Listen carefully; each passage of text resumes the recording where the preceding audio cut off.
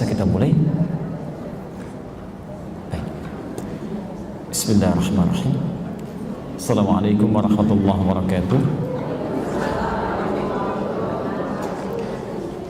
Alhamdulillahi wa kafa. Wassalatu wassalamu ala rasulillahil mustafa wa ala alihi wa sahbihi wa man wafa. Amma ba'd. فيا عباد الله أوصي نفسي وإياكم بتقوى الله فقد فاز المتقون فلا تموتن إلا وأنتم مسلمون. فقال تعالى يا أيها الذين آمنوا اتقوا الله حق تقاته ولا تموتن إلا وأنتم مسلمون. وقال يا أيها الناس اتقوا ربكم الذي خلقكم من نفس واحدة وخلق منها زوجها وبث منهما رجالا كثيرا ونساء واتقوا الله الذي تساءلون به والأرحام إن الله كان عليكم رقيبا.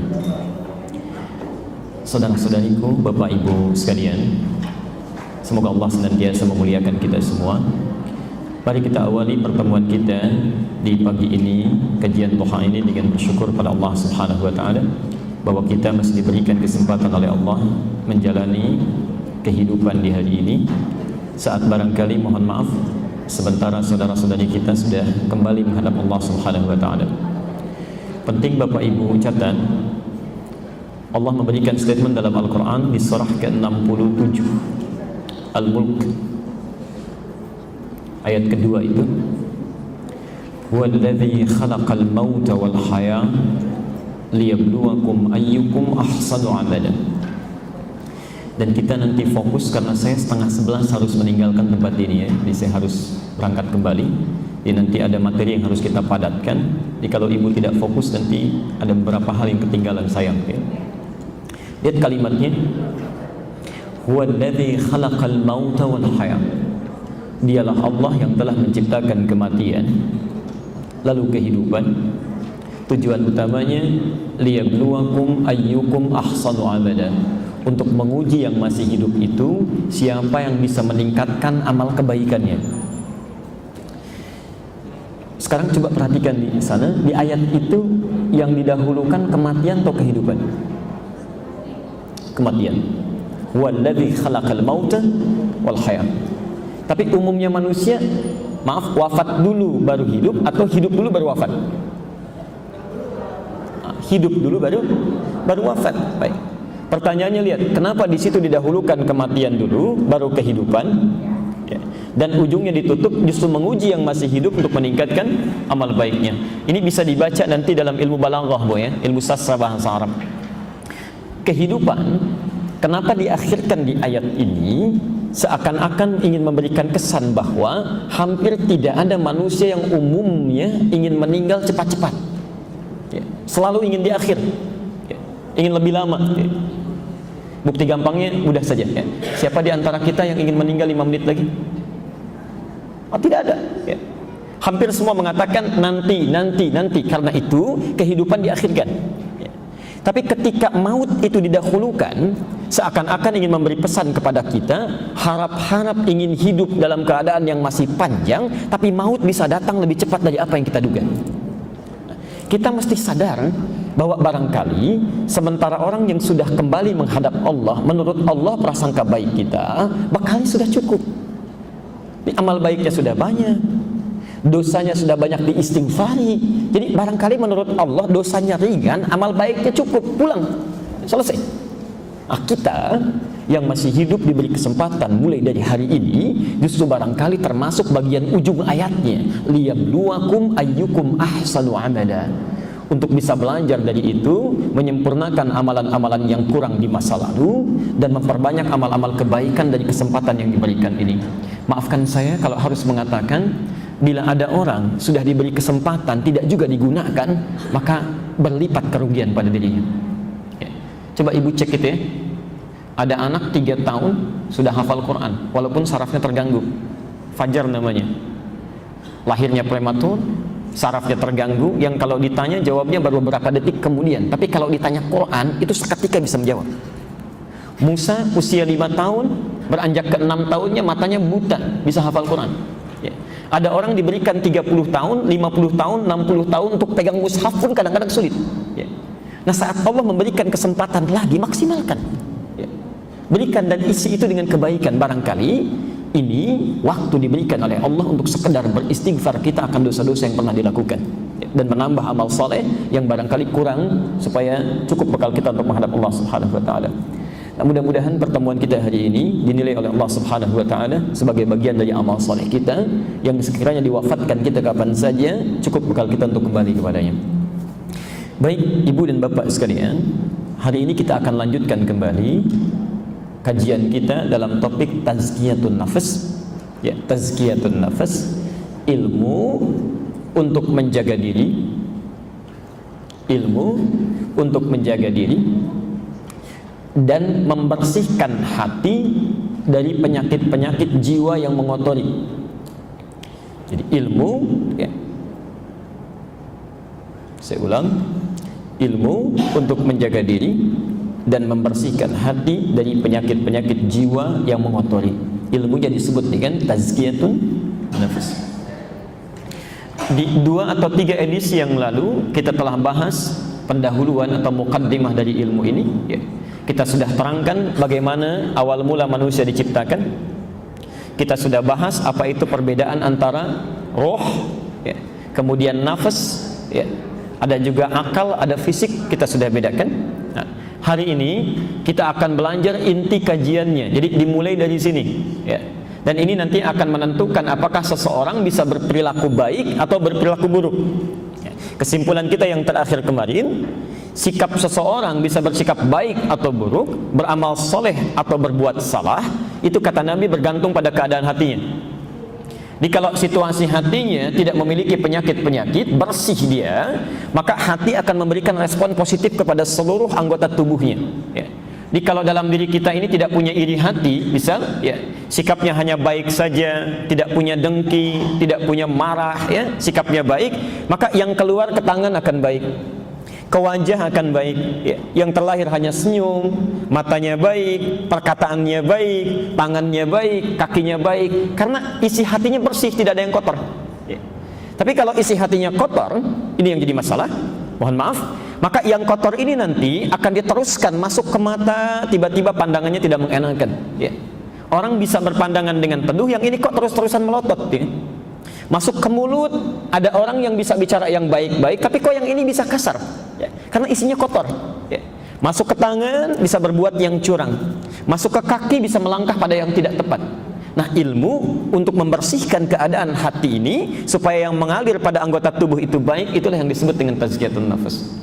Nah, sekarang kita akan belajar pada bagian inti ilmu yang pertama, ya. Ini yang paling penting. Saya terangkan dulu. Nanti ada 2 bagian dalam ilmu tazkiyatun nafas yang penting dibahas, ya. Saya berikan pesan yang penting karena bagian pertamanya nanti itu jarang diungkap, Bu, Pak. Jadi kalau Bapak Ibu belajar ilmu tazkiyatun nafas, ini agak jarang membahas yang pertama. Biasanya langsung pada yang kedua, ya. Biasanya dibahas dalam ilmu tazkiyatun nafas apa penyakit-penyakit hati itu, ya. Bagaimana membersihkannya, ya. Padahal nanti kita akan lihat dalam Al-Quran dan Sunnah Rasulullah SAW, ya, ilmu ini akan dibagi pada 2 tahapan. Baik, mari kita lihat pelan-pelan.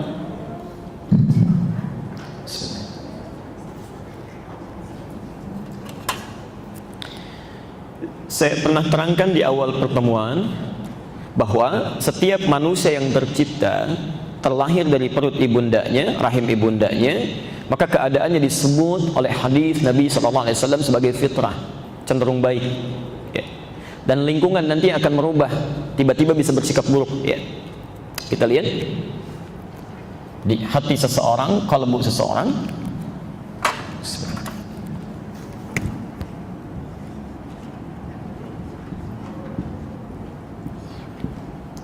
Asalnya cenderung bersih, ya. Dari bersih ini berpotensi menjadi pribadi yang baik. Pelan-pelan. Ini sudah besar. Baik. Lihat sini. Karena itu Bapak Ibu tidak akan pernah temukan anak baru lahir sudah berperilaku buruk, itu tidak ada, ya. Saya belum pernah dengar sampai dengan pagi ini ada anak baru dilahirkan ibunya sudah mencela misalnya, itu nggak ada. Begitu lahir, kenapa mama melahirkan saya? Nggak ada, ya, pasti nangis, ya. Saking lembutnya orang di sekitarnya, jangankan kawannya, lawannya pun bisa sayang gitu, ya. Bisa sayang, kelembutannya, kasih sayangnya dan sebagainya, ya. Tapi kenapa nanti setelah dia tumbuh, berkembang dewasa, ada sesuatu yang berubah dalam dirinya? Lisan bicara bisa berubah, kaki melangkah bisa salah, pandangan bisa keliru. Nah, Nabi mengisyaratkan, kita sudah bahas di pertemuan lalu, ada penyakit-penyakit yang masuk ke hatinya. Ini penyakit yang masuk ke hatinya. Fa'abawahu, kata Nabi, ya, maka lingkungan sekitarnya. Ini ada yang spesifik menerjemahkan orang tua, itu kurang tepat, ya.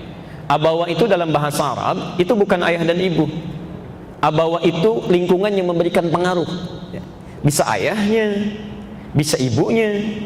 Ada anak ketika terlahir ayahnya wafat, ya. Sebelum lahir, bahkan sebelum lahir ayahnya meninggal, saat lahir ibunya meninggal, ya.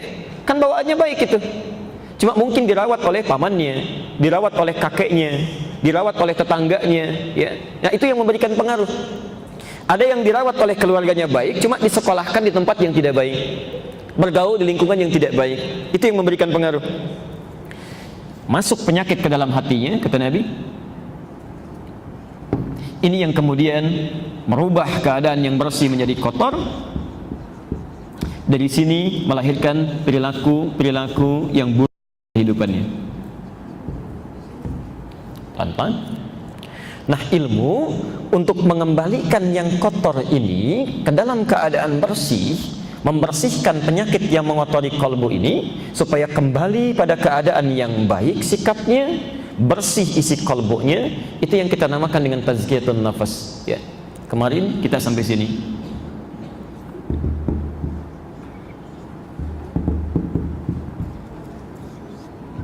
Baik. Pelan-pelan.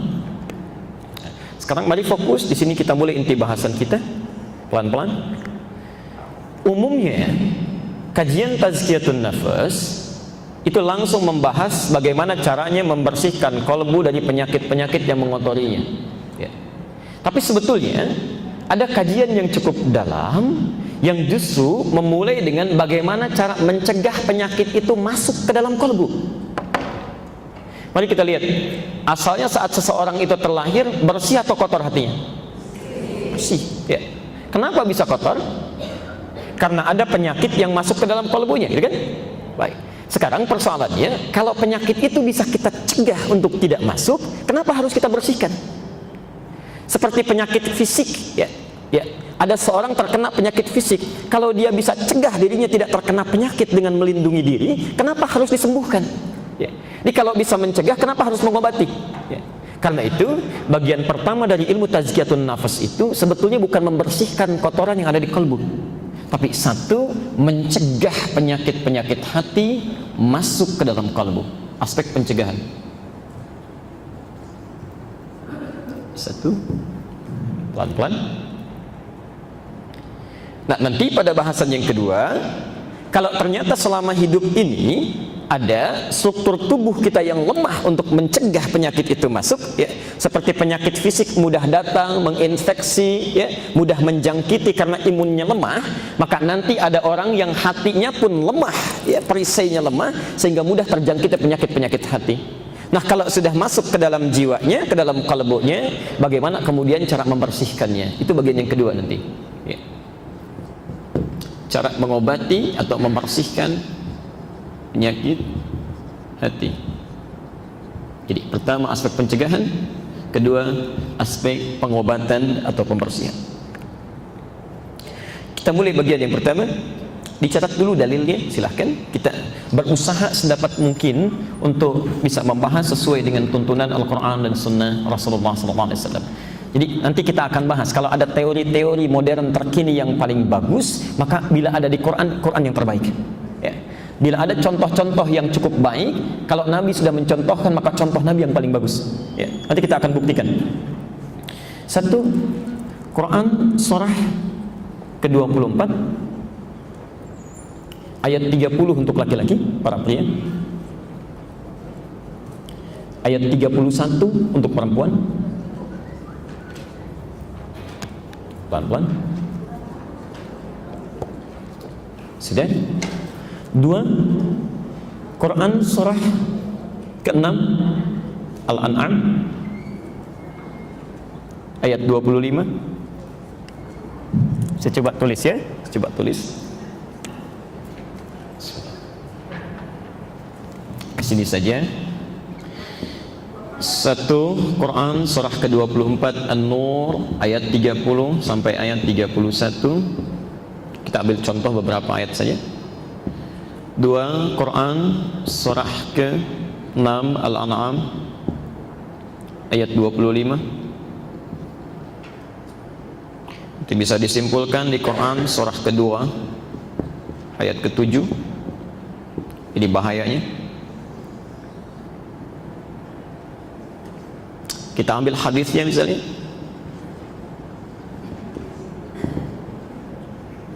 Saya tuliskan ke sini. Nanti kita bacakan ulang. Hadis Muslim nomor hadis 1015 1015. Hadis Muslim masih nomor hadis yang kelima. Saya urutkan sesuai dengan urutan topiknya ya. Nomor hadis yang kelima. Baik, saya bacakan ulang. Sudah? Saya ulang ya. Quran surah 24 An-Nur ayat 30 sampai 31. Kedua Quran surah ke-6 Al-An'am ayat ke-25. Ketiga Quran surah kedua Al-Baqarah ayat ke-7. Hadisnya kita ambil 2 contoh saja ya.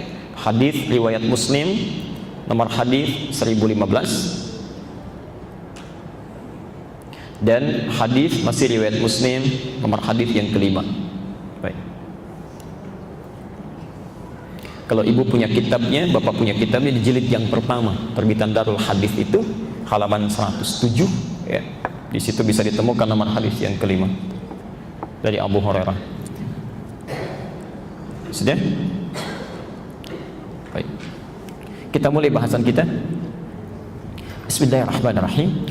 Bapak Ibu sekalian, seperti pernah diulas di pertemuan lalu, bahwa saat Allah menciptakan manusia itu, selain memberikan inti kehidupan pada jiwanya, tempat roh bersemayam dalam dirinya, ternyata roh ini punya koneksi ya.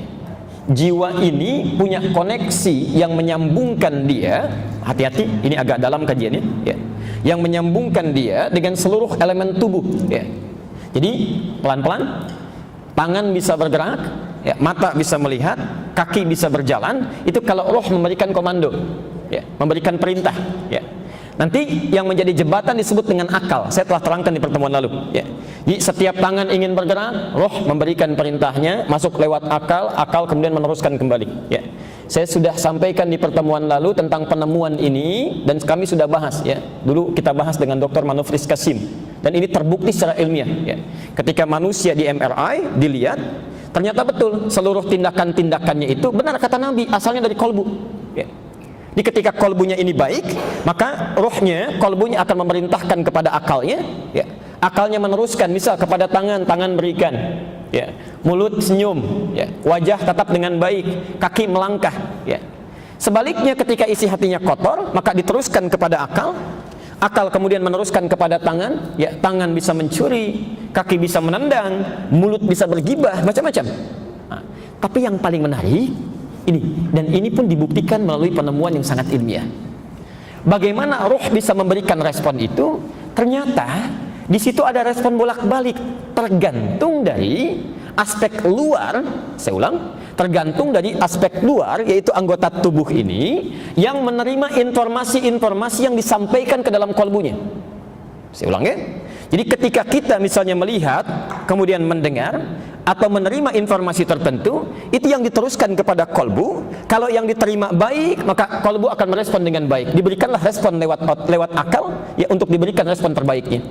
Tapi kalau yang diterima itu yang buruk-buruk, misal mata melihat yang jelek ya, maka informasi yang jelek ini akan diteruskan kepada kolbunya. Dari sini diproses di akalnya, ini yang meneruskan respon-respon buruk pada anggota tubuhnya. Nah, jelas sampai sini? Ini agak dalam sedikit ya. Baik. Dari sini kita sederhanakan sebentar, kita sederhanakan. Ternyata sumber seseorang itu bisa mendapatkan penyakit-penyakit di kolbunya. Penyakit itu masuk lewat sumber-sumber di anggota tubuh kita yang menerima informasi. Mata, apa fungsinya? Bukan cuma melihat, menerima informasi lewat penglihatan. Karena bukankah ibu saat melihat sesuatu merespon sesuatu? Bukankah bapak saat melihat sesuatu baru muncul respon? Ya. Coba cek deh ya. Cek. Bukankah saat Anda melihat saya baru terfikirkan untuk memberikan respon? Ya. Ada yang mikir, ada yang macam-macam, ya. Bukankah saat melihat pintu masjid dibuka, tiba-tiba respon ke kaki, masuk langkahkan kaki kanan, ya. Begitu pintu dibuka untuk keluar, responnya langkahkan kaki kiri, ya. Kenapa respon itu keluar? Karena ada yang dilihat. Ada yang nampak dalam penglihatan, ya. Demikian juga ketika Anda misalnya mendengar sesuatu. Contoh. Ibu tolong simpan pulpennya dulu, Bu. Simpan. Simpan dulu, simpan, yang ada nulis. Tuh kan ibu lakukan kan? Saya katakan simpan karena ibu dengar, maka muncul respon. Ya. Kalau saya tidak katakan itu, ibu tidak akan simpan. Ya. Di apa yang sering kita dengar dalam kehidupan, dengar baik, muncul kebaikan. Dengar jelek, muncul yang jelek. Ya. Di setiap yang didengar, setiap yang dilihat, setiap yang dirasakan, justru itulah yang akan sampai ke dalam kalbu. Bila baik akan memberikan yang baik-baik, yang jadi masalah di sini kita akan memulai. Bila yang dibawa itu adalah informasi yang buruk, baik yang ditatap, didengar atau yang dirasakan, justru itu yang membawa penyakit. Maka turunlah kemudian ayat-ayat Quran. Kita mulai bahasanya di sini. Aspek pencegahan pertama, jika seseorang tidak ingin terjangkiti penyakit kolbu dan tidak harus dibersihkan, maka dia harus menjaga sumber-sumber informasinya agar tidak membawa yang buruk yang dibawa ke dalam kolbunya. Jelas di sini? Yuk kita mulai dari kepala dulu, ya, sampai nanti ke ujung kaki. Pelan-pelan. Ibu tidak akan temukan ini, termasuk bapak, di kitab manapun, ya, kitab yang dianggap agama di muka bumi ini, atau kitab-kitab buku-buku yang jadi pegangan, kecuali cuma di Quran. Ya. Kita akan temukan informasi yang sangat hebat, menyampaikan dari ujung kepala sampai ujung kaki. Bagaimana caranya menjaga keseluruhan ini, agar seluruh informasi yang masuk ke dalam diri kita itu baik, dan direspon nanti lewat perilaku yang baik. Kita ambil contoh, satu mata. Mata. Tadi apa fungsinya mata? Lihat. Baik. Ternyata kata Quran tidak sampai situ. Ya, tidak sampai situ. Yuk kita lihat Quran surah 24 ayat 30 sampai ayat 31. Pelan-pelan. Qul lil mu'minina yaghuddu min absarihim. Ada ayatnya? Baik. Ini untuk laki-laki ya, untuk laki-laki para ikhwan. Kata Allah dalam Al-Quran, Muhammad qul lil mu'minina, katakan pada orang-orang yang masih merasa punya iman. Baik. Sebentar, kita berhenti dulu di bagian pertama ini. Saya berikan rumus tafsir sebentar, Bu ya, Pak ya. Kalau kita temukan di dalam Al-Quran ayat-ayat dibuka dengan kalimat iman, apapun bentuknya. Misal, ada yang menggunakan yu'minun, ya. Al-Baqarah ayat ketiga, kalimat iman pertama, alladzina yu'minuna bil ghaib. Ada yang menggunakan amanu, ya ayyuhalladzina amanu kutiba alaikumus siyam. Ada yang menggunakan al-mu'minun seperti ayat ini, ya. Mu'minun, qad aflahal mu'minun, mu'minin, kullil mu'minin, ya. Kalau ibu bapak temukan di Quran, saya agak pelankan sebentar, ayat-ayat yang dibuka dengan kalimat iman, yakinkan, hati-hati, isinya, informasinya itu akan menjadi indikator ukuran tingkat keimanan seseorang. Kalau isinya perintah diawali dengan kata iman, maka perintah itu akan menjadi ukuran keimanan seseorang, ya. Semakin cepat merespon perintahnya, itu menandakan semakin kuat imannya. Tapi kalau semakin bermalas-malasan bahkan ditinggalkan perintahnya, itu tandanya imannya bermasalah. Saya beri contoh, kalimat iman pertama di Quran itu disandingkan dengan kalimat sholat.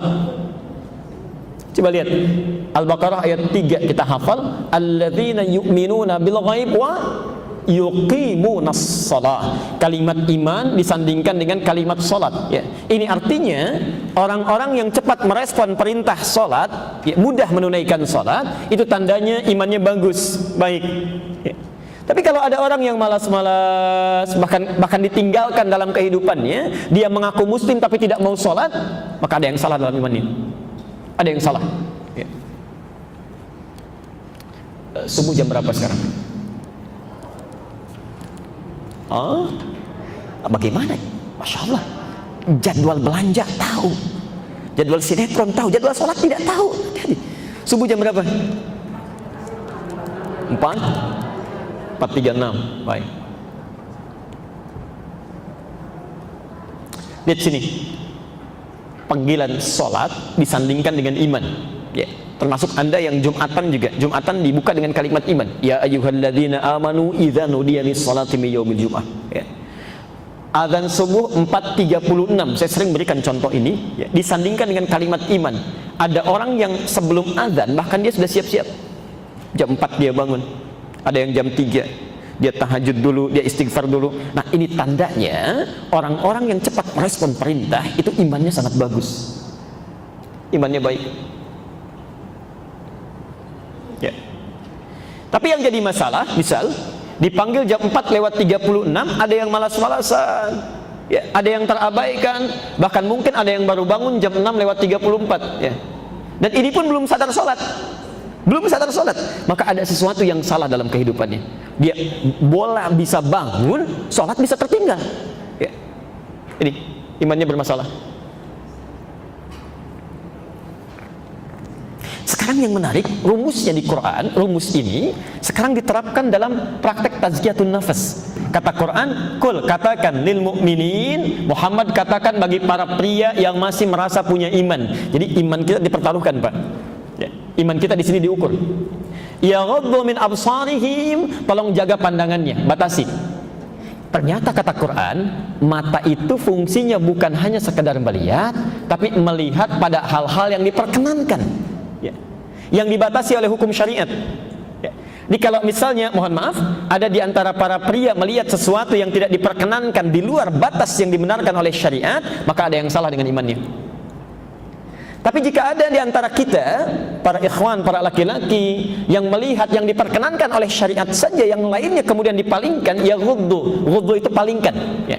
Pada yang benar dilihat, pada yang tidak benar kemudian dipalingkan, maka itu pertanda ada kebaikan dalam imannya. Baik, yuk kita perhatikan misal, ya. Nabi menganjurkan kita melihat yang baik-baik, ya. Melihat orang ke masjid, melihat Quran, melihat orang yang berakhlak mulia, melihat pemandangan yang bisa mendekatkan diri kita kepada Allah. Karena itu yang menarik begini, ketika seseorang dekat dengan Allah, itu lihat pemandangan pun yang diingat bukan bagusnya, yang diingat Allahnya. Ya. Coba lihat, dulu kami saat berada di Tripoli, di Libya, kami mengajar di sekumpulan ahli perminyakan, ya. Ada seorang geologis yang sebelum mengaji itu kalau lihat batu, ya, bawa berita atau informasi setelah beliau penelitian itu ceritanya, wah batu itu hebat, Ustaz. Ya, Ustaz, lihat batu itu bisa bedakan satu dengan yang lain, ada kode-kodenya.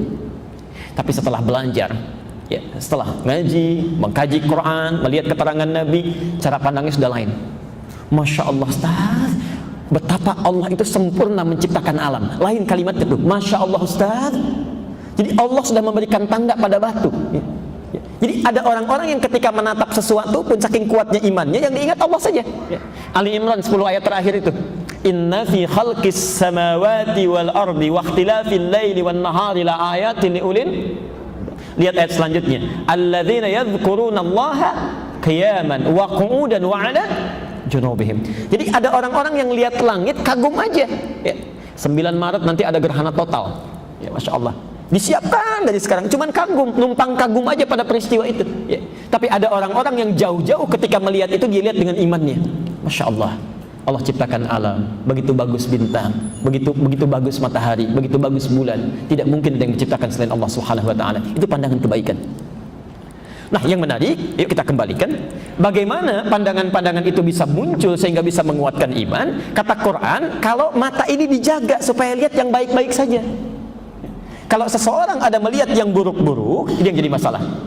Ternyata, maaf, pertama, pandangan yang buruk itu kata Al-Quran diisyaratkan di ayat ini, satu, itu bisa meruntuhkan iman. Ingat ya, dibuka dengan kata iman tadi. Artinya kalau ada orang melihat yang buruk-buruk, itu imannya bermasalah. Ya. Lihat tayangan yang tidak bagus, gambar-gambar yang buruk, ya. Maaf, tampilan-tampilan yang tidak tepat. Jangankan oleh agama, oleh moral saja tidak dibenarkan. Ya. Sederhana, gambar-gambar yang buruk itu kan jangankan bagi umat beragama, yang merasa tidak beragama pun itu menolaknya. Ya. Berarti memang betul secara fitrah itu ada yang salah, ya. Ada yang keliru. Nah, yang menarik perhatikan, ketika seseorang menggunakan pandangannya untuk melihat yang buruk-buruk, satu, resiko imannya bermasalah.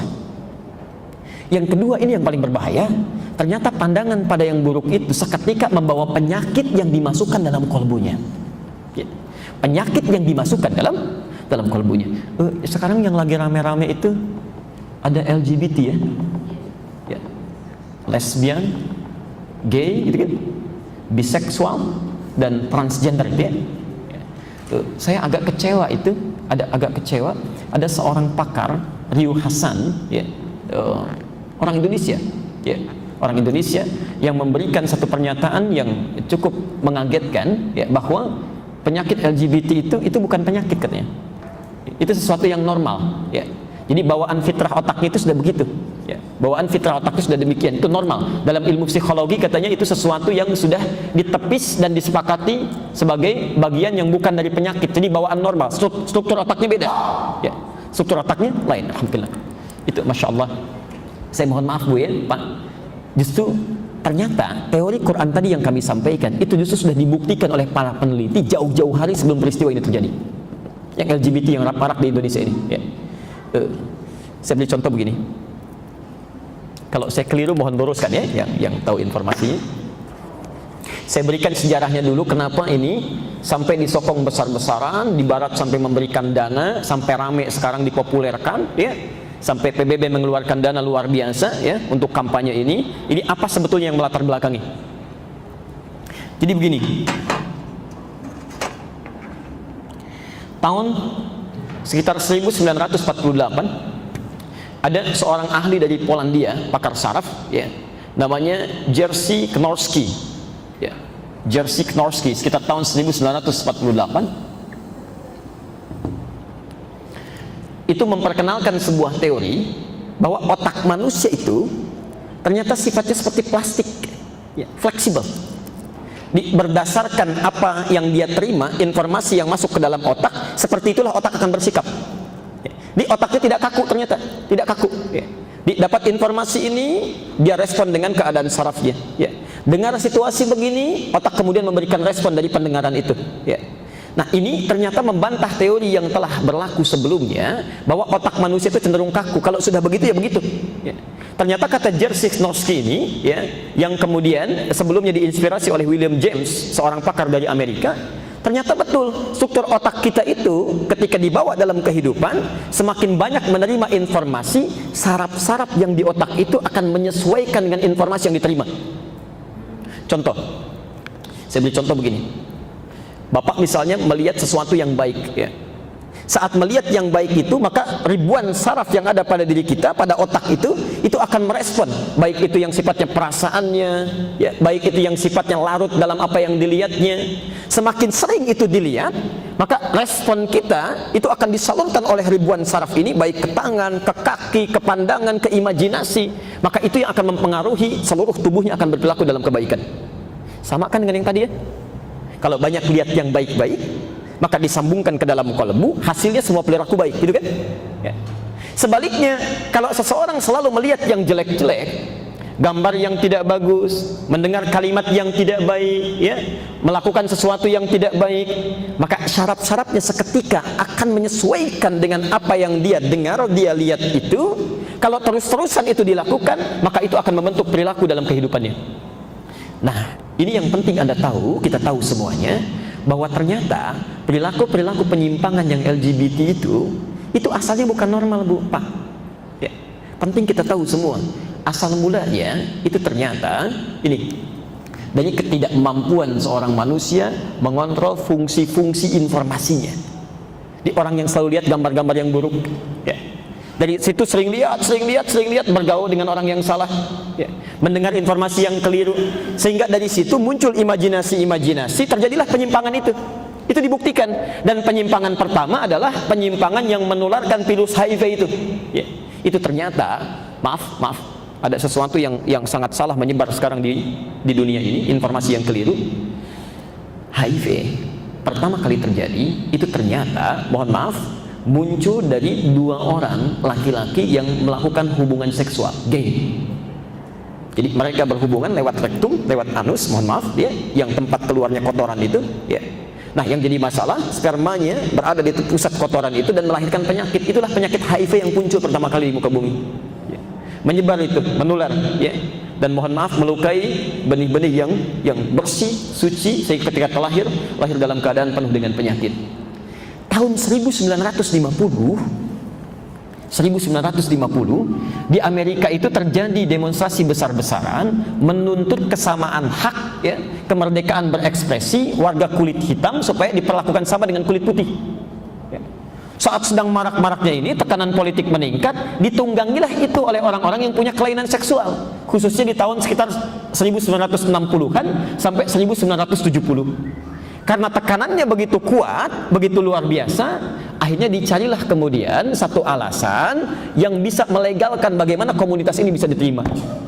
Pada tahun 1973 itulah kemudian dikeluarkan sebuah pernyataan bahwa, mohon maaf, ini asal mulanya, gay, lesbi, transgender termasuk yang lainnya, itu ternyata mereka, maaf, yang tadi saya sampaikan, memiliki struktur otak yang berbeda, lahir dengan otak seperti ini, karena itu mesti diterima dari manusia yang normal sesuai dengan fitrahnya. Itu pertama kali munculnya dari situ. Ya. Dari situlah kemudian muncul komunitas, ya, disebarkan, minta untuk diterima dan sebagainya. Apa alasannya? Karena ternyata ketika mereka menetapkan itu, dilihat ada satu orang yang meninggal dunia dari kalangan gay, otaknya itu beda, Bu, dengan otak manusia normal. Kecil, ya, cenderung mengerucut. Kata orang-orang ini karena struktur otaknya beda, ya karena seperti itulah dia punya kelainan, ya. Tapi ternyata ketika ditelusuri kembali, otak yang kecil itulah otak orang yang pertama kali melakukan penyimpangan sampai terkena virus HIV. Dari HIV ini yang menyerang struktur otaknya, ya. Ini bukan karena terlahir otaknya kecil, bukan. Tapi karena kena virus, kena penyakit HIV tadi, ya, terserang otaknya menjadi mengerucut, jadi kecil, ya. Asalnya dari situ. Ini sekarang yang mau saya sampaikan, kampanye-kampanye yang mengatakan bahwa LGBT itu legal, tidak punya kelainan, ya, sesuatu yang normal, itu sesuatu yang sangat keliru fatal, ya. Suatu penyimpangan yang sangat luar biasa.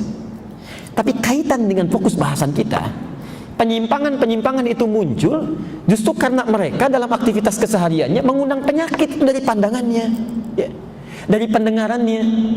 Nah, kita 15 abad sebelum ini sudah diingatkan, kalau perilaku kita tidak ingin menyimpang, anak-anak ibu ingin sehat, cucu bapak ingin bagus, maka yang pertama kali dipastikan kata Al-Quran, satu, jaga pusat-pusat informasinya, mulai dari kepala, ya.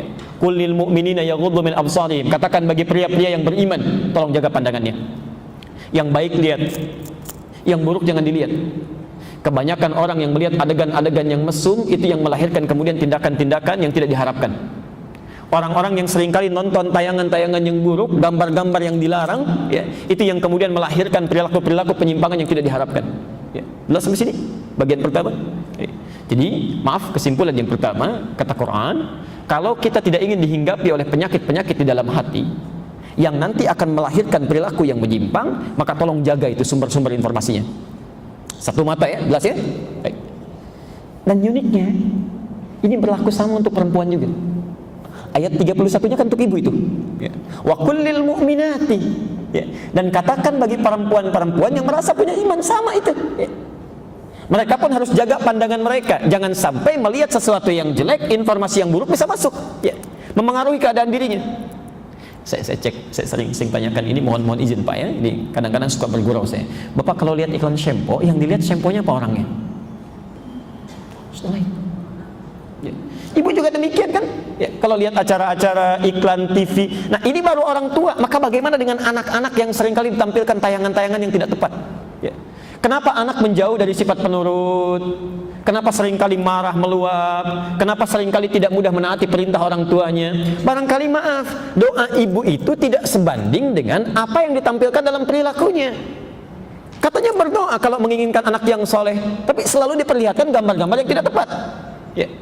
Katanya bermohon kepada Allah supaya anaknya bisa beramal soleh, tapi selalu diperlihatkan acara-acara yang salah. Bagaimana bisa nyambung? Ya. Yang tidak menarik itu begini, yang tidak menarik.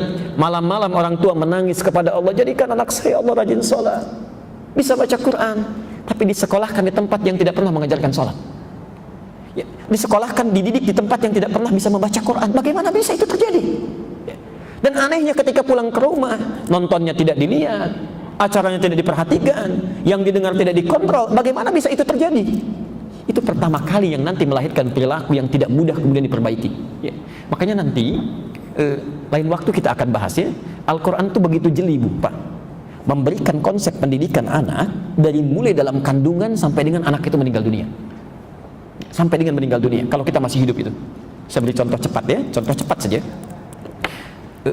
Kalau ada seseorang tengah mengandung dalam kandungannya, maka Al-Quran meminta kepada orang tuanya untuk dijaga kandungan itu supaya nanti saat melahirkan terlahir benih yang soleh, ya. Anak yang soleh. Quran surah ke-7 Al-A'raf ayat 189. Saya agak cepat dulu ya, karena ini bukan bahasan kita. Quran surah 7 ayat 189. Ketika lahir anaknya, lahir ya, ayat 189. Ketika lahir anaknya, ya, itu tidak dibiarkan oleh Quran, ya. Karena kadang-kadang dalam kandungan dijaga, tapi ketika lahir tidak terlihat, ya, tidak terperhatikan. Maka diteruskan ayatnya dari mulai usia 0 sampai dengan 2 tahun, bagaimana supaya dia sehat, imunnya kuat, ya, kebutuhannya tercukupi. Pindah ke Quran surah 2 Al-Baqarah ayat 233. Ya. Ketika mulai berkembang lagi, ya, mulai bisa mencerna, mulai bisa bermain, bisa melihat, apa yang pertama kali mesti dia lihat? Apa yang pertama kali mesti dia dengar? Ya. Bagaimana caranya supaya dekat dengan orang tuanya agar saat dia berkembang, tumbuh lebih tinggi lagi, mudah untuk diperintah oleh orang tuanya. Ya. Mudah untuk sholatnya, bagus bergaulnya. Pindah ke Quran surah 31 Luqman ayat 13 sampai ayat 19-nya. Ada semua. Ya. Cucu ibu mulai sekolah misalnya. Bagaimana caranya supaya bisa menangkap pelajaran dengan cepat? Ya. Bagus, disiapkan dengan baik. Pindah Quran surah 9 ayat 122. Bagaimana supaya dijaga ilmunya Allah yang memberikan langsung, ya, imannya bisa kuat, kemudian prestasinya bisa meningkat di sekolahnya. Quran surah ke-58 ayat ke-11 ada. Ya. Saat mulai sekolahnya tinggi, kenal dengan kawannya, mulai kenal dengan berbeda jenis, ya, laki-laki kenal perempuan, begitu sebaliknya. Bagaimana supaya tidak menyimpang pergaulannya, terjebak dalam pergaulan bebas, diatur juga. Ya. Quran surah ke-49 ayat 13. Kalau semakin serius mau melamar, Quran surah 4 ayat ke-4 ada. Ya. Sampai berlanjut ke pernikahan supaya bagus, penuh berkah, baik, Quran surah ke-30 ayat 21 ada. Ya. Sampai kalau sudah terjadi pernikahannya dijaga juga oleh Allah. Ya. Kalau laki-laki ingin jadi suami yang baik, Quran surah 4 ayat 19. Kalau perempuan ingin jadi istri yang salihah, Quran surah ke-4 ayat 34-nya. Ya. Bahkan hebatnya, saat ibu punya putra sudah berumah tangga, yang laki-lakinya sebagai suami mulai mencari nafkah, itu pun diarahkan juga oleh Quran. Bagaimana supaya terjaga dengan baik? Quran surah kedua Al-Baqarah 168. Kalau ingin lebih cepat, ayat 172. Kalau ingin lebih mudah, Quran surah 7 ayat ke 96-nya. Ada semuanya, Bu. Ya. Bahkan saat sakit pun, bagaimana caranya berobat yang benar, ya, yang baik, yang tidak tercampuri oleh sesuatu yang haram, yang tidak mengundang penyakit. Kalau sakitnya biasa-biasa, Quran surah 26 ayat 80. Kalau sakitnya parah, Quran surah ke-21 ayat 83 sampai 84. Ada semuanya. Ya. Insya Allah. Bahkan saat seseorang akan meninggal pun, Quran masih memberikan gambaran. Mau yang mana? Apakah yang baik-baik? Quran surah ketiga ayat 185. Yang dipanggilnya enak, Quran surah ke-89 ayat 27 sampai dengan ayat 30. Ya. Ya, saya cuma berikan gambaran, nanti kalau mau tanya lagi silahkan. Ya, ya, baik. Ya, enggak, tadi dari awal saya sampaikan bahwa saya akan bacakan cepat, ibu nggak usah catat. Nanti di akhir silahkan kalau mau tanya lagi. Ya. Saya cuma ingin sampaikan, sebetulnya diri kita ini dirawat oleh Allah dari sebelum lahir sampai mau meninggal. Ya. Jadi kalau kita berubah menjadi jelek, yang salah itu bukan Allah, bukan fitrahnya itu. Ya. Yang salah diri kita sendiri. Allah sudah merawat diri kita dengan baik, kita yang mencelakai diri. Jadi kalau tangan ini berubah menjadi kotor, kaki menjadi salah melangkah, lisan jadi salah bicara, itu bukan Allah yang salah. Allah sudah jaga, kenapa kita rusak? Itu maksudnya. Jelas sampai sini? Baik, itu contoh bagian yang pertama. Jadi tolong ibu, bapak mulai hari ini pastikan di seluruh keluarga kita, mulai anak, cucu, keluarga besarnya, coba lihat, jangan-jangan yang menjadikan salah berperilaku itu karena salah memandangnya, ya. salah menampilkan informasi lewat pandangannya. Ya. Jelas di sini? Contoh kedua, ini yang paling berbahaya. Saya berhenti di sini. Nanti kalau ada pertanyaan silahkan diajukan setelah sesi ini. Ya. Saya beri contoh cepat. Contoh kedua, Quran surah 6 ayat ke-25.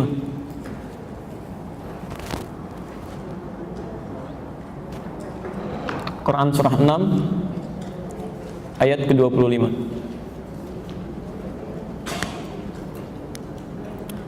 Saya mau masuk ke mulutnya. Ke mulut saya cepat saja. Maaf, di telinga dulu sebentar. Telinga nanti baru masuk ke mulut. Telinga dulu.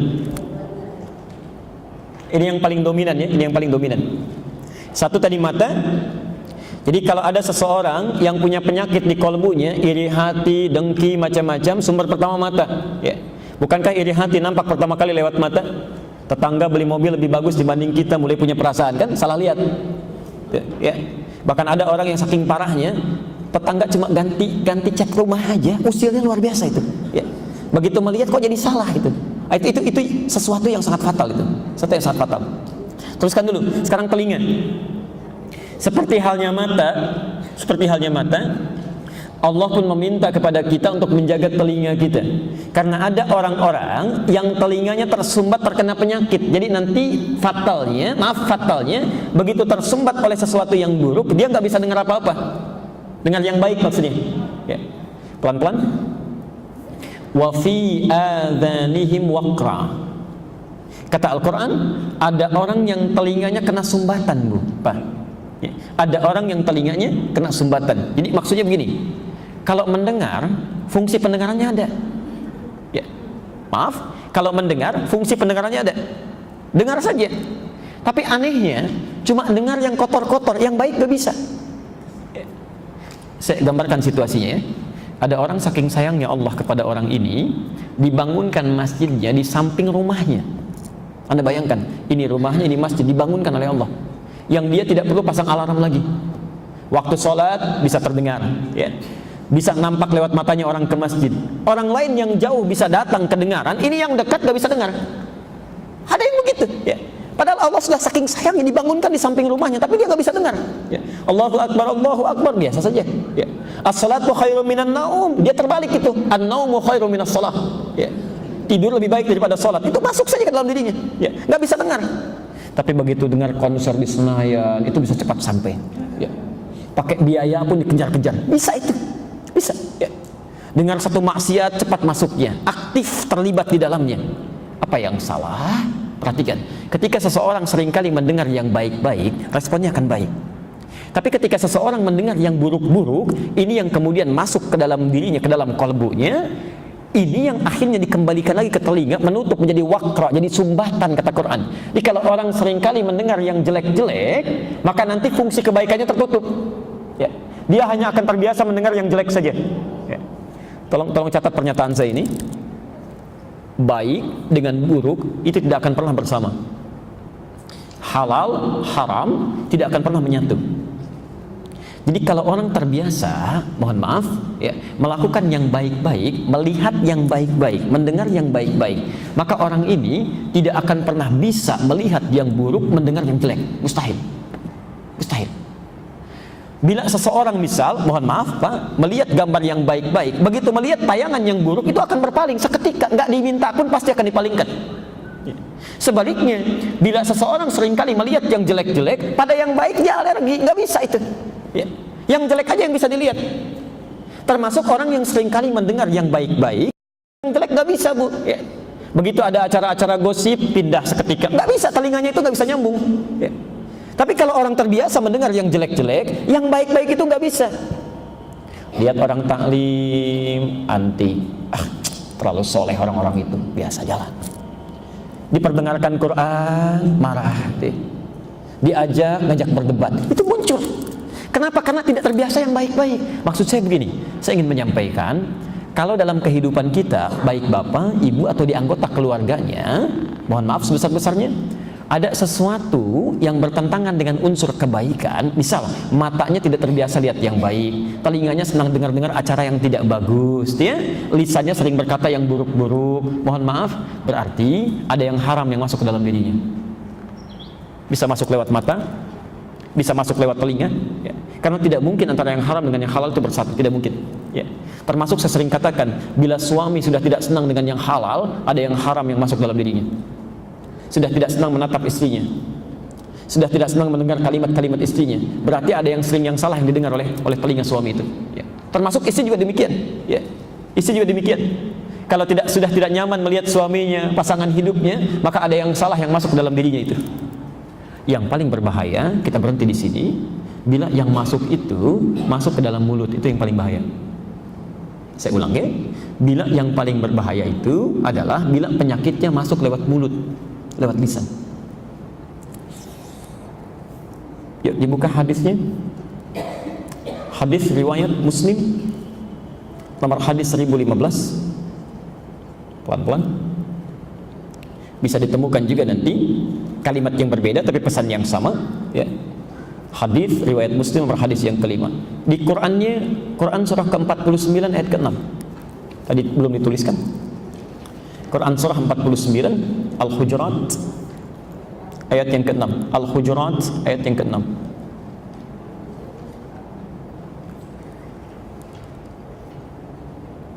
Sebentar. Baik, saya ilustrasikan begini Bu ya. Saya ilustrasikan. Kalau yang masuk lewat mulut umumnya apa? Makanan, minuman, ya, konsumsi kehidupan. Perhatikan, kalau seseorang seringkali memasukkan yang halal ke dalam mulutnya, maka yang halal itu akan berproses, ya, dibawa oleh darah, dicerna oleh tubuh, lalu diteruskan. Nanti ada yang masuk ke mata, ya, masuk ke telinga, kemudian masuk ke tangannya, masuk ke kakinya, jadi energi dalam kehidupan. Yang baik-baik ini nanti akan jadi motor kebaikan dalam dirinya. Begitu dengar sesuatu yang baik, cepat, karena biasa yang masuknya yang halal, ya, nyambung dengan yang halal lagi. Dengar azan, cepat, kakinya ringan melangkah, ya, tangannya mudah untuk bergerak, matanya mudah memandang yang baik-baik. Yang paling celaka, ini yang berbahaya, bila seseorang memasukkan yang haram dalam mulutnya. Maka yang haram ini masuk ke dalam mulutnya, diolah di tubuh, ya, dibawa oleh darah, itu yang menyebabkan kemudian dia masuk ke mata, jadi penyakit mata, ke telinga, jadi penyakit telinga. Bahkan yang paling berbahaya, ke hati, itu bisa menutup hati, jadi penyakit hati, itu yang paling fatal. Maka turunlah ayat Quran surah kedua Al-Baqarah itu, ayat yang ke-7. Perhatikan kalimatnya. Khatamallahu ala qulubihim wa ala sam'ihim wa ala absarihim ghishawah. Pelan-pelan. Ada orang-orang yang matanya nggak bisa lihat, kata Allah, ya, matanya tidak bisa melihat, ya, bukan mata fisiknya, ya. Saya pernah sampaikan di pertemuan lalu, ada mata fisik, ada mata hati kita itu, ya. Kalau mata fisik tugasnya itu untuk menampakkan benda-benda di sekitaran kita, ya. Ini apa? Mikrofon, ini handphone, ini tisu, itu mata fisik. Bahasa Qur'annya disebut dengan basar, basorun, basara. Quran surah 17 ayat 36. Surah ke-17 Al-Isra ayat 36. Perhatikan kalimatnya. Innas sam'a wal basar. Sungguh pendengaran dan penglihatan itu. Penglihatan yang dimaksudkan basar itu penglihatan mata fisik, fisikal sifatnya. Basar. Pelan-pelan. Ini papan tulis, whiteboard, ini spidol, ini mic, itu basar namanya. Ada orang-orang yang nanti saat dihisab di akhirat nanti, itu matanya ditanya oleh Allah. Ditanya oleh Allah. Ya. Kalau dalam bahasa kitanya, apa mata kamu itu tidak pernah difungsikan untuk melihat yang baik-baik? Mata kemana tugasmu? Ya. Saat aku menampakkan orang-orang ke masjid untuk berangkat menunaikan sholat berjamaah, kamu melihat itu, apa kamu tidak lihat? Ya. Saat aku perlihatkan kepadamu mushaf, ya, kenapa kamu tidak bacakan? kamu tidak respon, ya, maka mata akan menjawab, ya Allah saya lihat, tapi pemilik mata saya, pemilik ini, dia tidak merespon apa yang saya lihat. Akan ditanya, pelan-pelan,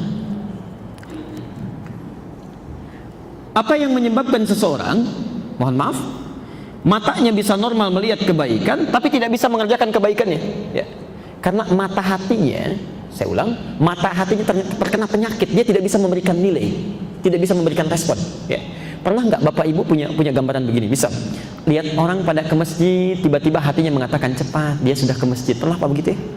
Ya.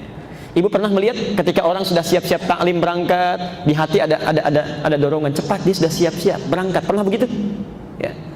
Itu namanya basirah. Basirah.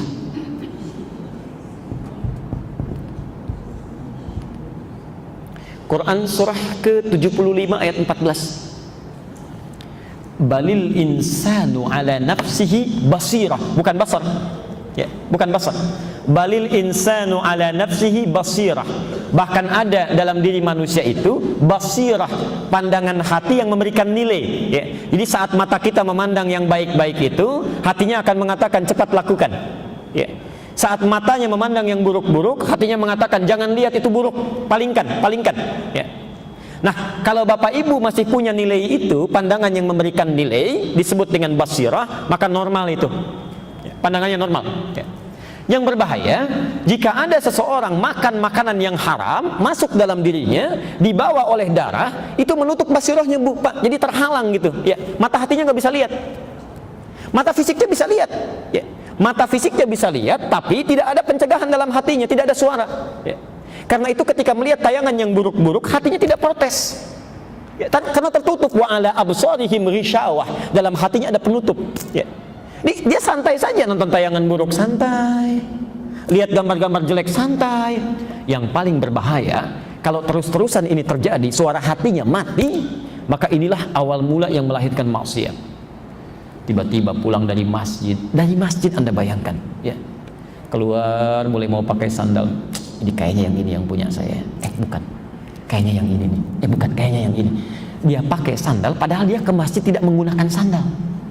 Dia pulang bisa bawa sandal orang itu, ya, karena fungsi hatinya nggak bisa lihat, ya. Sering terjadi saat Ramadan kemarin, itu sering banyak kasus terjadi di satu masjid. Ibu bisa nggak bayangkan orang wudhu sama-sama senyum, tertawa, ya, nyapa juga, ya.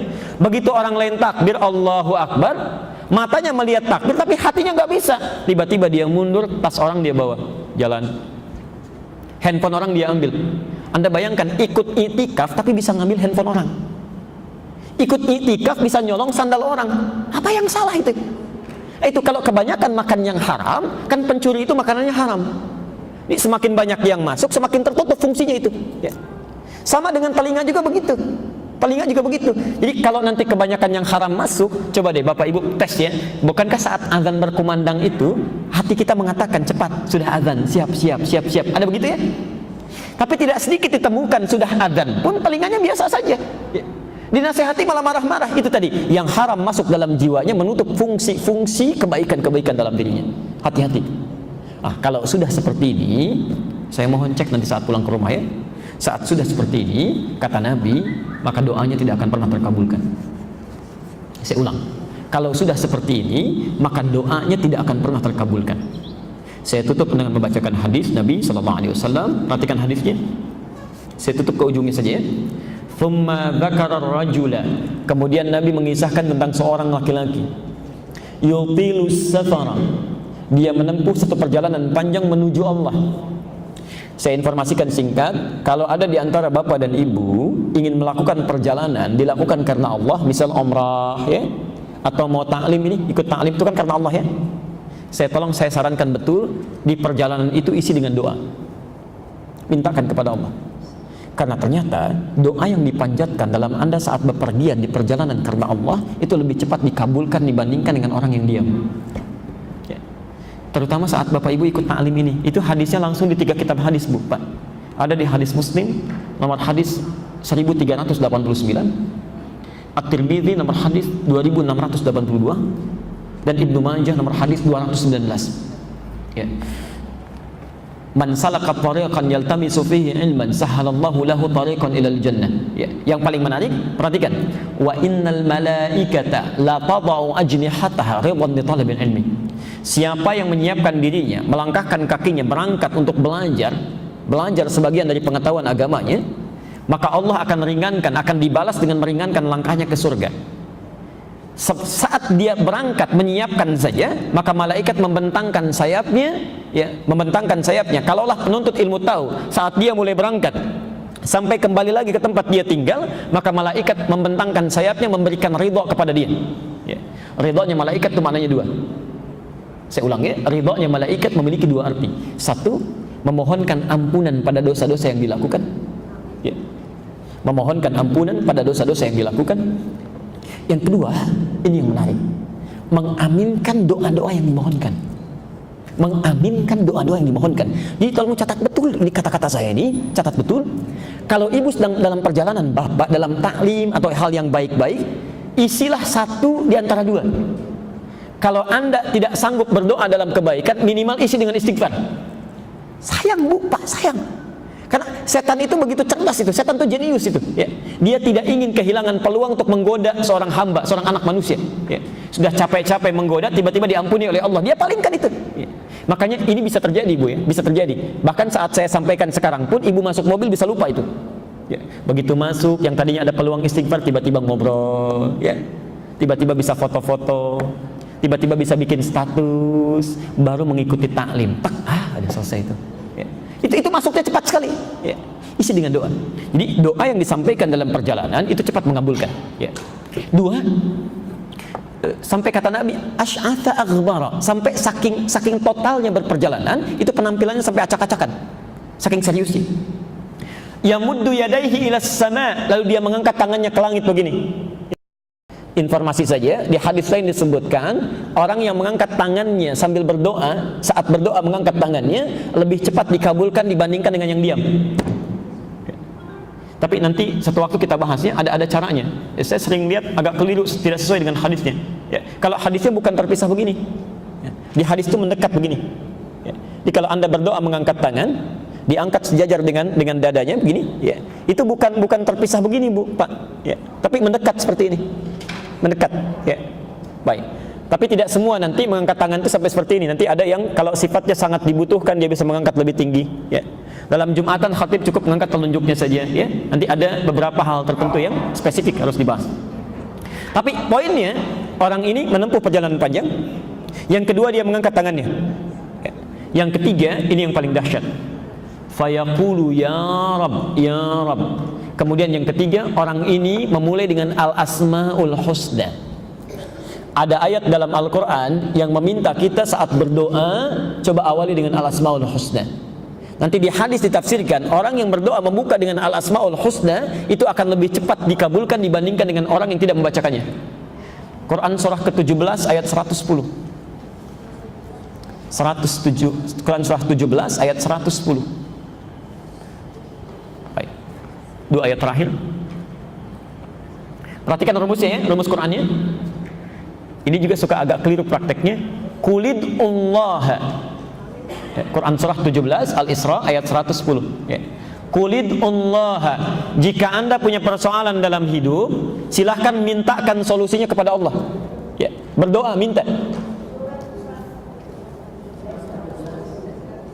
Sudah. Surah Al-Isra, surah ke-17 ayat 110. Qulid Allah, jika anda punya masalah dalam kehidupan, silahkan berdoa kepada Allah, sebut namanya. Ya. Awid Ar-Rahman, yang menarik, ini yang paling penting, tolong ibu garis bawahi ya. Ayyamma tad'u falahul asmaul husna. Kapanpun, persoalan apapun anda ingin mohonkan kepada Allah, Allah punya nama-nama yang sesuai dengan kebutuhan dan persoalan kita. Ya. Lihat rumusnya. Jadi kalau ibu punya masalah, ingin menyebut al-asmaul husna, kata Allah nggak usah disebut semuanya. Cari saja nama-nama Allah yang sesuai dengan kebutuhan kita. Ya. Misal, ada orang yang sedang terkena kesulitan, sulit luar biasa, cukup sebut namanya satu, Ya Al-Fattah, Ya Allah, Ya Al-Fattah, Ya Al-Fattah, Ya Al-Fattah, minta. Ada orang butuh rezeki, sebut namanya Ya Razzaq, Ya Razzaq, Ya Razzaq. Ya. Ada orang yang diusili, diganggu oleh orang lain, sebut namanya Yal Jabbar, Yal Jabbar, Yal Jabbar. Ya. Saat ada musibah, ingin diberikan kesabaran, sebut namanya Ya Sabar, Ya Sabar, Ya Sabar. Ya. Tidak perlu semuanya, sebut yang terkait dengan kebutuhan kita saja. Ya. Tapi kalau ibu tidak mampu menemukan kalimat yang kira-kira kita hafal sesuai dengan kebutuhannya, sebut nama puncaknya, Ya Rabb, Ya Rabb, Ya Rabb. Ya. Karena itulah dalam berdoa di Quran seringkali kita menggunakan kalimat Rabb, Rabb, Rabb, Rabb. Ya. Doa paling favorit apa di Quran?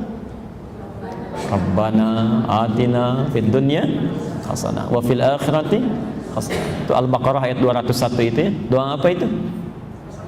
Doa sapu jagat ya. Doa sapu jagat, ada doa sapu nggak ada jagatnya, ada doa jagat nggak ada sapunya. Cuma orang kita aja yang tahu itu ya. Baik, kembalikan pelan-pelan kita akhiri. Orang ini melakukan ketiganya, menempuh perjalanan panjang, mengangkat tangannya, dan yang terakhir menyebut puncak al-asmaul husna, Ya Rabb, Ya Rabb. Yang mengejutkan dikomentari oleh Nabi, anna yustajabu lidzalik. Doanya mustahil akan terjawab. Mustahil akan terjawab. Kenapa? Maaf, famat'amu haramun, karena makanan yang masuk ke dalam mulutnya itu haram. Wa mashrabu haramun, minumannya haram. Bahkan wa malbasu haramun, pakaiannya haram. Ya.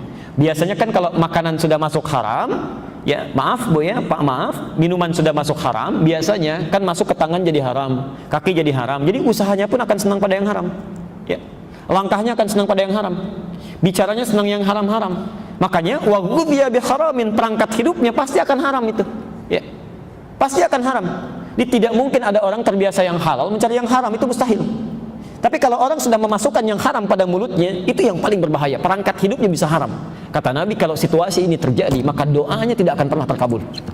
Tidak akan pernah. Dan itu puncak penyakit hati ada di situ. Dan yang paling sulit mengeluarkannya, membersihkannya nanti di bagian yang kedua, itu yang masuk yang haram ke dalam mulut, itu yang paling susah. Ya. Yang lainnya mudah. Kami pernah menguji Bu 30 anak, ya.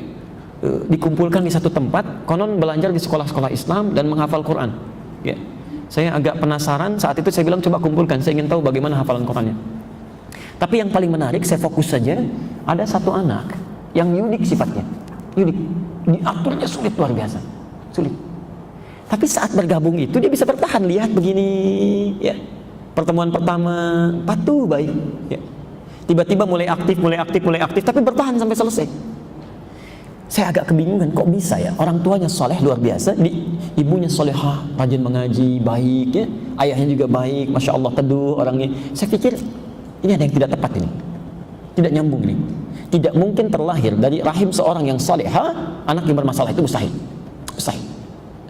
Maka ternyata setelah taklim selesai, ibunya mendekati, alhamdulillah Ustaz, anak saya bisa bertahan. Biasanya saya bawa ke sekolah manapun, saya tunggu 5 menit di depan sekolahnya. Itu gurunya langsung mengantarkan kembali untuk dibawa pulang. Ya. Apa yang terjadi? Ternyata anak itu anak adopsi, dilahir kembar dari ibundanya. Satu diambil oleh salah seorang artis, satu lagi oleh beliau itu. Ibu tahu apa yang terjadi? Kenapa diadopsi? Karena ibunya saat mengandung itu seringkali senang minum minuman keras. Bapaknya pencuri. Yang haram tuh komplit itu. Komplit ya. Bahkan sebelum anak ini lahir sudah terzolimi itu. Nah, itu tidak mudah, itu merubahnya tidak mudah. Ya, jadi mulai bertahun-tahun karena sudah jadi daging itu. Ya. Harus ada makanan yang halal lagi yang bisa menghilangkan yang haramnya. Ya. Harus ada lingkungan yang halal lagi yang membentuk yang haramnya, ya, yang mengeluarkan yang haramnya. Itu tidak mudah. Karena itu saya pesankan betul Pak, mohon izin, mohon maaf sebesar-besarnya. Demi Allah saya katakan, jangan pernah bawa secuil pun yang haram dalam kehidupan, karena fatal akibatnya. Fatal. Bapak bawa rezeki yang haram dimasak oleh ibu, yang makan bukan 1-2 orang, bisa banyak orang, ya. Atau setidaknya ibu pun mendapatkan yang haram dalam kehidupan diterapkan pada anak, itu sangat berbahaya, sangat berbahaya. Bukan hanya akan menghambat kecerdasannya, tapi yang berbahaya itu akan menghambat keimanannya dan kedekatannya dengan Allah Subhanahu Wa Taala. Percuma Anda punya anak jenius tapi bisa maksiat dalam kehidupan, ya. Itu yang paling berbahaya. Saya kira itu bagian yang pertama yang kita akhiri sampai di sini. Jadi kesimpulannya, jika Anda ingin terbebas dari penyakit-penyakit hati, maka jangan sampai ruang-ruang penangkap informasi ini, mata, telinga, mulut, dan yang lainnya digunakan untuk menangkap yang buruk-buruk yang dilarang oleh syariat atau dilarang oleh Al-Quran dan Sunnah Rasulullah SAW. Maaf, kelihatannya seperti mudah, tapi prakteknya tidak semudah yang diucapkan. Ya, karena mulai bangun pun ibu bisa mendengar sesuatu yang salah. Mulai lihat TV sudah bisa melihat yang keliru. Ya, mulai keluar dari masjid ini pun bisa memandang sesuatu yang tidak tepat. Ya. Sekira itu, bila ada yang akan ditanyakan atau sesuatu yang disampaikan, sekiranya ada waktu barangkali sampai sekitar 7 atau 10 menit ke depan, kami persilakan. Pertama yang terkait dengan topik dulu, kalau tidak terkait dengan topik maka silahkan bisa menyampaikan yang di luar topik. Ada? Baik, jelas uraiannya? Oh, kalau jelas barangkali tidak perlu ada yang ditanyakan ya. Saya tahu. Yang di luar topik silakan. Alhamdulillah, silakan. Masih ada yang menulis?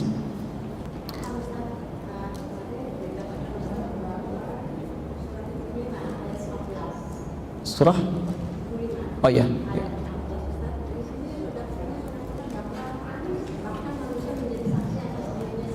Ibu kan baca terjemahan. Saya baca Qurannya. Kadang-kadang terjemahan tidak setepat dalam bahasa Qurannya. Baik. Saya beri perbandingan begini. Ibu sekalian, ada redaksi-redaksi dalam terjemahan. Terjemahan itu bukan makna Quran yang sesungguhnya. Terjemahan itu keumuman dari maknanya. Ya, keumuman. Saya beri contoh begini. Apa bahasa Qurannya? Wahyu pertama turun apa? Wahyu pertama turun, Iqra. Apa artinya? Ibu lihat terjemahnya, bacalah ya. Sekarang tolong ibu buka Quran surah ke-29 Al-Ankabut ayat ke-45.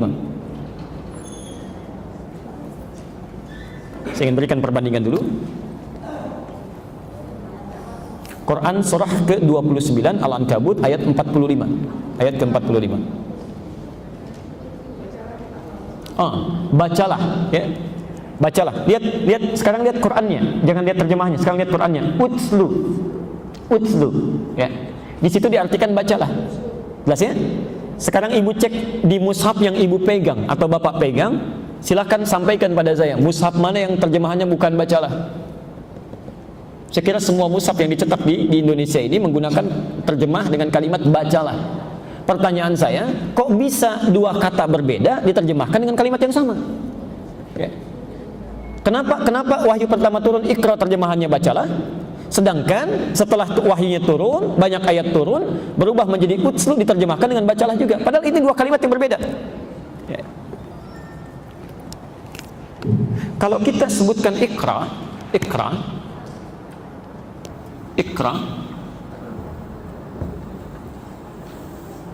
pelan-pelan, itu asalnya dari kata qiraah.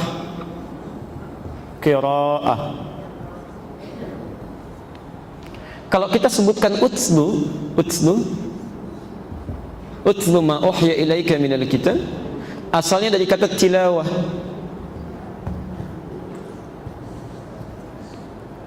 Pernah dengar qiraah Quran? Pernah dengar tilawah Quran? Baik, apa perbedaannya? Mari kita lihat ya.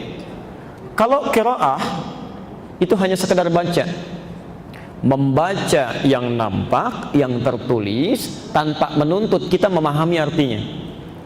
Baca saja ya. Pelan-pelan.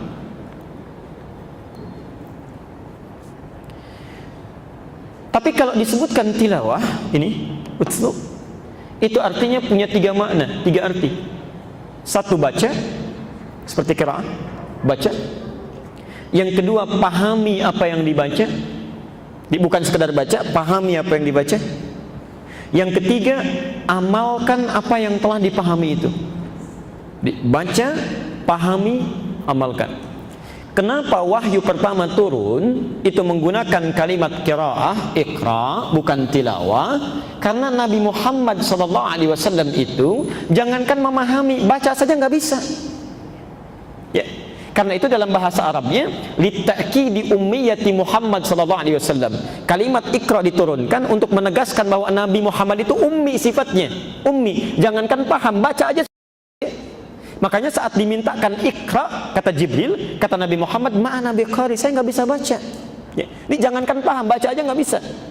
Kalau kalimat Qur'annya menggunakan kata utslu, itu salah Qur'annya, salah Qur'annya. Itu menandakan Nabi bisa baca ya. Jelas sampai sini? Tapi ketika Nabi membacakan karena Allah, kata Jibril, Iqra bismi rabbikal ladzi khalaq. Muhammad, jangan baca karena kamu nggak bisa baca. Jangan baca karena tidak ada guru yang pernah mengajari engkau membaca.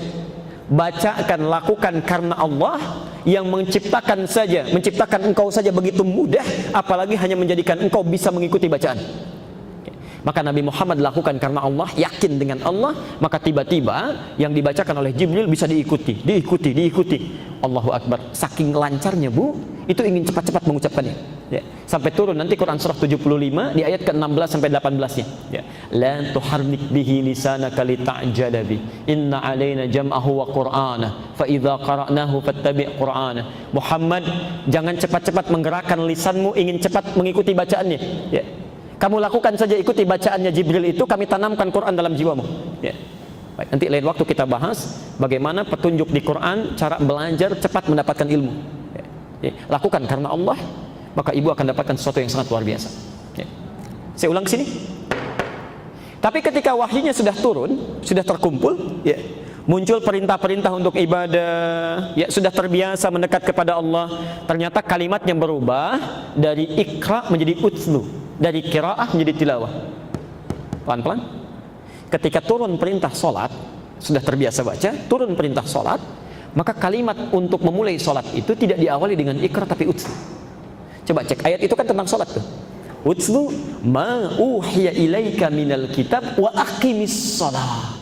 Innas salata tanha 'anil fahsya'i wal munkar. Lihat cara menerjemahkannya. Sebelum Anda salat, kata Quran, baca dulu bacaan-bacaan salat. Pahami dulu bacaan-bacaannya. Pahami apa yang nanti akan dibacakan dalam salat, ya. Setelah paham itu silahkan salat, tunaikan salat, ya. Nah, salat yang dipahami bacaannya itu, dimengerti apa yang diungkapkan itu yang melahirkan kekhusyuan sehingga berdampak diri kita tercegah dari perbuatan keji dan mungkar. Ya. Karena paham yang dibaca. Jadi kalau orang paham bacaan salat, misal Ibu Abu Bakar saja saat takbir itu saking pahamnya dengan bacaan Allahu Akbar sampai gemetaran tangannya. Ya, gemetaran. Karena saking pahamnya dengan kalimat akbar, beliau takut saat bertakbir itu membawa kata kabir, ya, kemegahan dalam dirinya. Ya.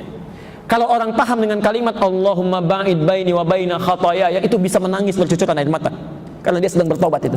Ya. Itu kalimat utslu, karena itu menggunakan kata tilawah. Tilawah itu baca, pahami, amalkan.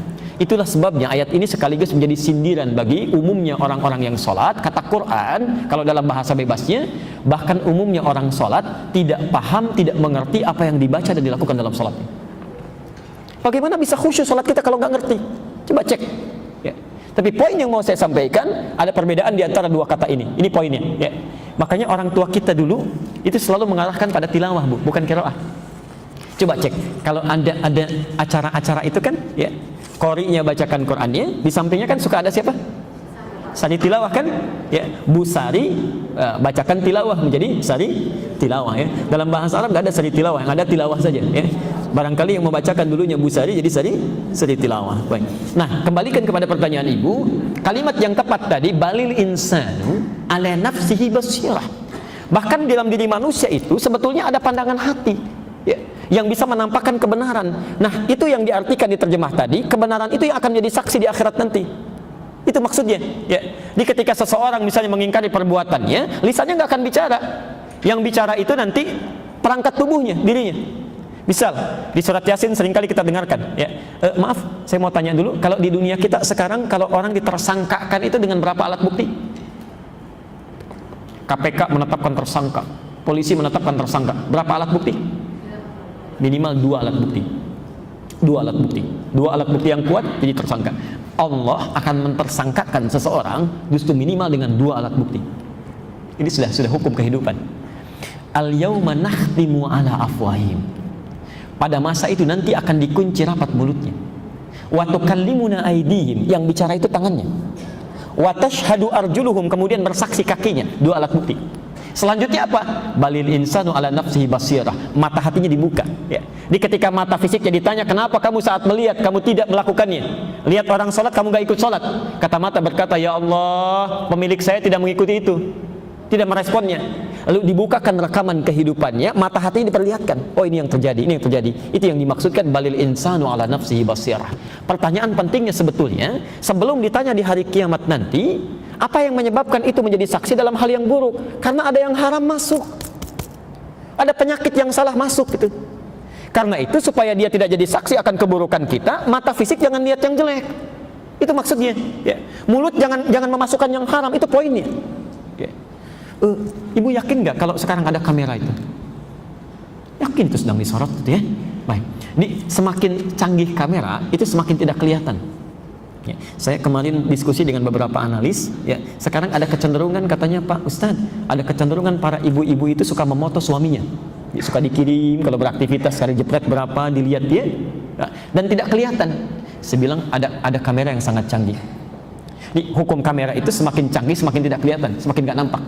Itu kamera Allah. Ya, saking canggihnya nggak bisa lihat. Tapi nanti akan ditampakkan. Jangankan yang zahir, yang batin dalam diri seseorang itu bisa dibuka. Ya. Saya mau tanya begini. Ya. Mungkin tidak ada satu tayangan, misal baik tayangan ta'lim atau film keislaman dan sebagainya, ditampilkan menjadi tontonan kalau tayangannya masih tidak bagus. Mungkin tidak? Tidak mungkin. Ada sensor dulu ya. Ya. Gerakan yang tidak bagus, sensor, buang. Ya. Suara yang tidak jelas, dubbing supaya kedengaran bagus kan? Baik.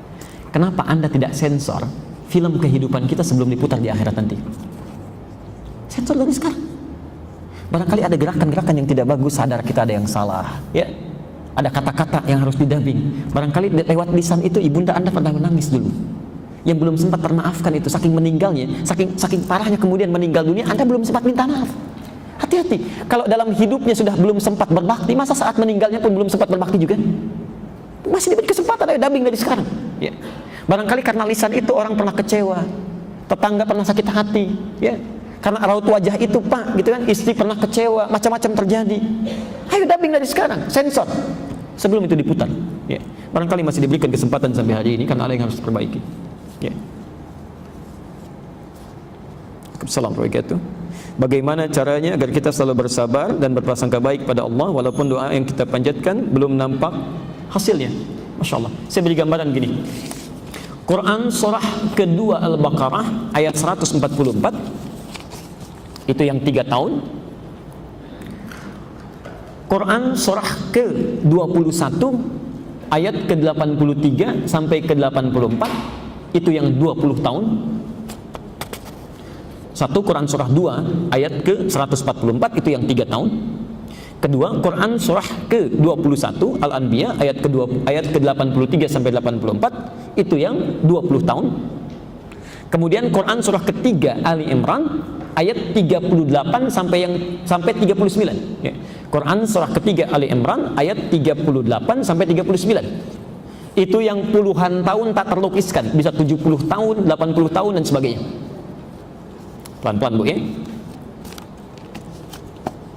Jawabannya, solusinya ada di Quran surah kedua Al-Baqarah ayat 186. Dan Quran surah ke-21 ayat 90 sampai 91. Itu solusinya. Pelan-pelan. Baik, mari kita jawab. Nabi Muhammad SAW, ya, saat beliau mulai menunaikan salat dalam misi risalahnya, itu selalu nengokkan kepalanya ke langit Bu, minta dipindahkan kiblatnya. Ya, karena saat itu kiblat pertama menghadap kemana? Ke Baitul Maqdis. Ya, ke Baitul Maqdis. Jadi kiblat pertama saat salat itu menghadap ke Baitul Maqdis. Tapi beliau itu selalu meminta kepada Allah, nengok ke atas gini, ke langit, mohon supaya bisa dipindahkan kiblatnya ke arah Masjidil Haram, ke Ka'bah. Ya. Ibu tahu apa yang terjadi? Apakah saat beliau seringkali menghadap ke langit begini dikabulkan doanya seketika? Tidak.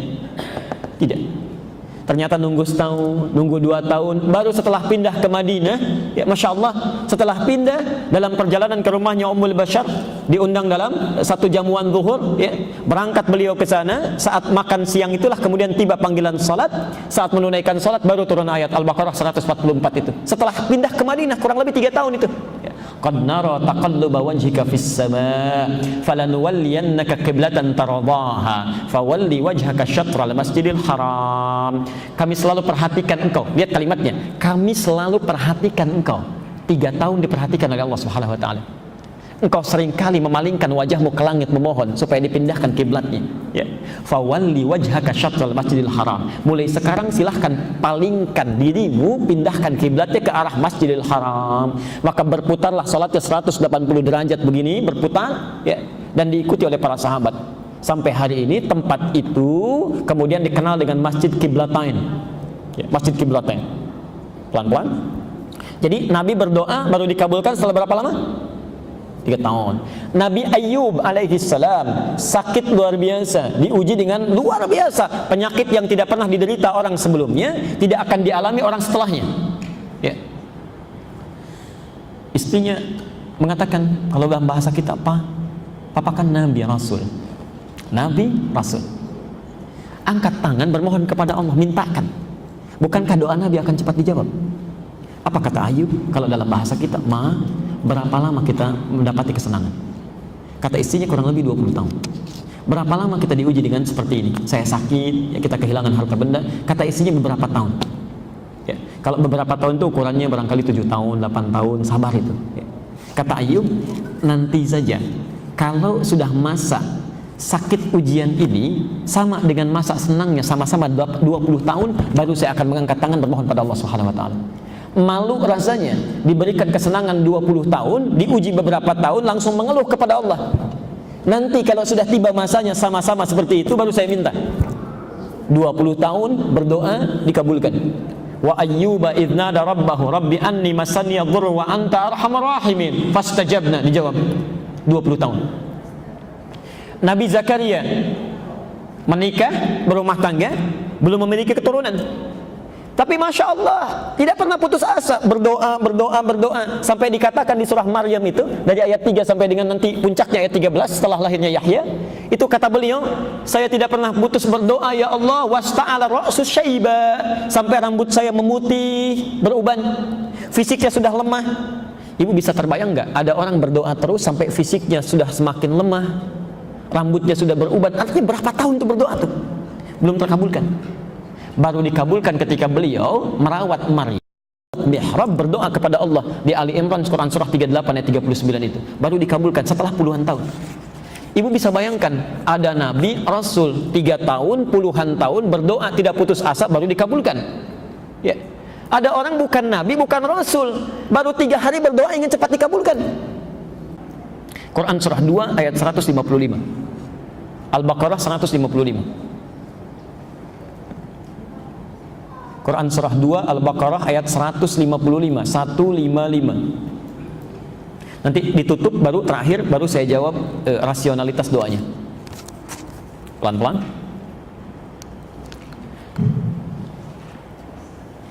Posisi sebelah kiri paling atas. Wala nabluwannakum bisyai'. Lihat persamaannya. Dan setiap orang yang hidup, kata Al-Quran, setiap orang yang hidup pasti akan kami uji dengan berbagai persoalan kehidupan. Jadi kata Allah, setiap orang hidup pasti punya masalah, akan diuji dengan masalah. Perhatikan rumusnya Bu ya, Pak ya. Masalah ini diujikan oleh Allah kepada kita bukan ingin menjadikan kehidupan kita bermasalah, bukan, tapi untuk meningkatkan kualitas kehidupan kita menjadi lebih baik. Kalau tidak diciptakan marah, bagaimana ketahuan sabar? Kalau tidak dibuat bohong, bagaimana bisa ketahuan jujur? Ya. Kalau tidak diciptakan sombong, bagaimana bisa nampak rendah hati? Ya. Jadi kata Quran, pasti orang hidup itu pasti punya masalah. Tidak ada yang hidup yang tidak punya masalah. Ibu tuh kelihatan tenang-tenang nulis, itu mustahil nggak punya masalah itu. Ya, barangkali lebih besar dibandingkan dengan yang terlukiskan. Ya. Di saat seseorang tidak ingin punya masalah, itu artinya nggak mau hidup. Ya. Karena persamaannya hidup pasti punya masalah. Saat dia tidak punya masalah, pasti sudah tidak hidup. Ya. Saya cek dulu, ibu ingin punya masalah atau tidak? Tidak. Agak bingung ini ya. Dijawab pengen, takut gak bisa selesai. Ya. Dijawab tidak, takut gak hidup. Lihat sini. Masalahnya banyak, ya. Minal khaufi wal ju'i wa naqsi minal amwali wal anfusi wat thamarat. Saya tutup ke ujungnya saja. Lihat ujungnya. Wa basyiris sabirin. Kata Allah, berikan kabar gembira yang saat diberikan ujian itu dia sabar. Pelan-pelan dia sabar. Jadi rumusnya, saat kita diuji dengan masalah, saya, Anda, kita semua, kata Quran pilihannya cuma satu, tidak ada yang kedua, apalagi tiga. Pilihannya hanya satu, sabar. Karena mengeluh tidak menyelesaikan persoalan, ya. Ada banjir datang, macet, ya. Sebagian gerbang tol Cikunir misalnya ada yang rubuh tuh kemarin. Orang pada mengeluh, ngapain ngeluh? Ya. Toh mengeluh juga tidak akan bisa memperbaiki itu lagi. Terima dulu, ya. Sabar dulu, terima. Kesabaran nanti melahirkan pikiran yang jernih, respon mulai muncul. Tapi yang menarik di Quran, kalau kesabaran sudah hadir, adab selanjutnya bukan ikhtiar dulu. Adab selanjutnya mintakan solusinya kepada Allah supaya dibimbing mencari solusi terbaik. Permintaan itu yang disebut dengan doa. Quran surah Al-Baqarah kedua ayat ke-45. Lihat. Wasta'inu bis sabri. Sabar dulu. Wasta'inu, ini poin kita. Kita ambil kesabrinya dulu, salatnya nanti di sesi yang lain. Kata Quran, jika Anda punya persoalan dalam kehidupan, mintakan solusinya. Minta solusi itu artinya berdoa, ya, mohon kepada Allah, mohon, ya. Bisabri, kalimat sabar digandingkan dengan minta tolong. Artinya sikap orang-orang yang sabar itu kalau bisa menerima dengan sabar, maka muncul jalan keluar yang pertama kali, dia akan mohonkan solusinya kepada Allah Subhanahu wa taala. Sikap sabar bisa melahirkan ketenangan, memudahkan kita untuk memanjatkan doa. Jelas sampai sini? Sekarang mari kita sambungkan. Kalau kemudian kita berdoa kepada Allah, lalu kita bertanya, bagaimana sifat Allah dalam mengabulkan doa kita? Apakah seketika akan dikabulkan? Apakah akan tertunda? Atau jangan-jangan diganti dengan yang lebih baik? Ya. Yuk sekarang kita bahas bagaimana cara Allah mengabulkan doa kita. Quran surah kedua Al-Baqarah ayat 186. Ini inti pertanyaannya tadi, ya, kita akan jawab. Jadi pertanyaannya, bagaimana supaya kita bersabar saat doa kita mulai dipanjatkan atau menunggu jawaban dari doa. Lihat poinnya, lihat poinnya. Wa idza sa'alaka 'ibadi 'anni fa inni qarib. Al-Baqarah Quran surah kedua ayat 186. Ayat 186. Wa idza sa'alaka 'ibadi 'anni fa inni qarib. Ya. Muhammad, jika Anda hambaku mencari-cari aku, bertanya kepadamu. Jadi ada orang mencari-cari Allah. Maaf, saya tanya ibu, bapak, kalau ada orang mencari-cari Allah, umumnya itu apa kebutuhannya? Biasanya punya masalah, ya, punya masalah, baru cari Allah. Dia mau berdoa, minta. Perhatikan, ini bagus sekali dalam bahasa psikologi. Fa inni qarib. Katakan kepadanya, tidak usah lelah mencari, aku sangat dekat, sangat dekat. Ibu bayangkan begini ya, misal ustadznya terlambat, ada pengajian, ibu tanya, bu, mana ustadznya? Aduh, saya belum tahu nih, belum ada info. Dengan yang kedua, ustadznya menyampaikan sudah dekat, ya. Mana yang memberi harapan? Kalimat pertama atau yang kedua? Kedua. Dan cenderung memberi ketenangan, ya. Kata Allah, saya tidak perlu dicari, saya sangat dekat. Asal kamu mau mendekat, saya dekat. Yang paling menarik, lihat, setelah dekat dengan Allah baru dijawab, ujibu da'watad da'i idza da'an. Ya. Biasanya kalau sudah dekat dengan Allah kan minta, ya, berdoa. Nah, kata Quran, sifat doa itu kalau dipanjatkan seharusnya akan dijawab. Ya. Akan dijawab. Mustahil ada doa yang tidak dijawab. Setiap doa itu pasti dijawab. Ya, pasti dijawab. Ya. Yang tidak dijawab itu cuma salah satunya tadi, ya, ada sesuatu yang haram pada dirinya yang menjadikan doa terhambat, ya. Jadi sifat doa kata Quran itu kapanpun akan dijawab. Bahasanya menggunakan ujib, fi'il mudhari, pakai hamzah, ya. Kalau kalimatnya fi'il mudhari dalam bahasa Inggris itu setidaknya punya 3 makna, ya. Present, continuous, atau future. Kalau tidak sekarang dijawab, nanti dijawab, atau di masa yang akan datang pun akan diberikan. Sekarang perhatikan, cara Allah menjawab ini ternyata nanti ada 3 cara. 3 cara. Bisa present, saat dia meminta, seketika diberikan. Ibu minta, ya Allah, anak saya mau ujian, mohon luluskan ya Allah. Seketika diberikan. Baik. 2, pelan-pelan. Dan kita berakhir di sini ya, mohon maaf karena kami harus ada di tempat lain harus mengisi. Kata Quran, Allah akan memberikan jawaban doa saat kita sanggup untuk menerimanya. Ya. Di yang pertama langsung diberikan. Yang kedua ditunda sampai kita sanggup menerima apa yang kita mohonkan. Ya. Saya berikan ilustrasinya begini. Ibu punya anak SD, masih baru masuk SD kelas 1. Lihat teman-teman di sekitar yang sudah senior dibandingkan anak ibu itu sudah punya motor. Lantas anak ibu meminta anak bapak supaya bisa dibelikan motor. Anda punya kemampuan, dibelikan tidak? Tidak. Umumnya tidak. Umumnya tidak. Akan ditunda itu sampai dia sanggup untuk bisa menaikinya. Siap. Nah, ada sifat doa begitu. Kadang-kadang saat dimintakan menurut Allah, kamu jangan dulu. Ya Allah, saya butuh kendaraan ya Allah, ya, supaya dengan kendaraan itu hamba bisa lebih mudah mengikuti taklim, salat berjamaah. Kata Allah, jangan dulu sekarang, karena iman kamu belum kuat, masih naik turun. Nanti begitu punya kendaraan mulai muncul ria, amal kamu bisa habis. Ya. Wah, kalau dulu kan tinggal jalan, begitu punya motor, den, ya, baru berangkat masjid diputar-putar komplek tetangga itu ya, nggak tahu tetangganya sedang ke Bandung itu, pahalanya habis. 3, Allah akan mengganti, ini poin penting ya, mengganti apa yang diinginkan dengan apa yang dibutuhkan. Allah mengganti apa yang diinginkan dengan apa yang dibutuhkan. Kadang-kadang keinginan kita itu beda dengan kebutuhan kita. Karena itu saat kita meminta sesuatu, ini seringkali tidak sadar bahwa sebetulnya yang dimintakan itu sudah dikabulkan, cuma kita tidak sadar. Lebih baik sesuai dengan kemaslahatan hidup kita. Ingat, pengabulan doa itu bersanding dengan kebutuhan bukan keinginan. Ya.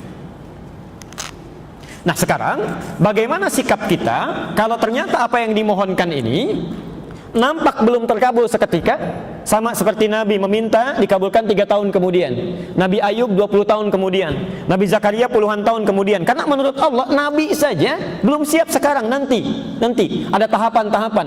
Ya, barangkali kamu belum banyak berdoa, sekarang kamu banyak berdoa, pahala datang. Ya, dengan banyak berdoa tahajudnya jadi lebih rajin. Ya, bukankah kalau sudah punya masalah tahajudnya jadi rajin? Ya, puasanya meningkat, baca Qurannya nambah. Ya, itu di Quran surah ke-70 ayat 19 sampai 23. Itu kata Quran begitu tuh. Ada yang demikian. Ya, di Allah kadang-kadang biarkan itu supaya pahala berkumpul. Ya, tapi yang menarik, cara kita menyikapinya itu tidak mudah. Kadang-kadang naik turun. Apa Allah tidak mengabulkan juga ya? Nah, kita tutup. Kalau dalam suasana demikian, maka Allah berikan jawaban di Quran surah kedua Al-Baqarah ayat 216. Ini pamungkasnya. Ya, Quran surah kedua ayat 216. Posisi sebelah kiri paling atas. Sudah? Kutiba alaikumul qitalu wa huwa kurhul lakum. Jika Anda punya persoalan serius dalam kehidupan, ya, saya ulang.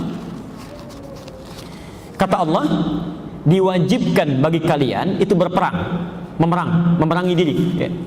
Ayat itu sedang berbicara tentang konteks jihad fisik, ya, konteks peperangan. Ya. Tapi ulama tafsir memahaminya dengan lebih luas. Ya. Perang yang paling sulit itu bukan memerangi musuh yang nampak, ya, tapi memerangi keadaan diri kita yang tidak stabil. Ya. Perang melawan iri hati, perang melawan malas, perang melawan dengki, ya, perang melawan hal-hal buruk dalam diri. Nah kata Quran, lihat kalimatnya. Kalau ibu bapak punya perasaan-perasaan yang tidak baik saat berdoa kok belum dikabulkan juga, kata Quran perangi itu. Ya.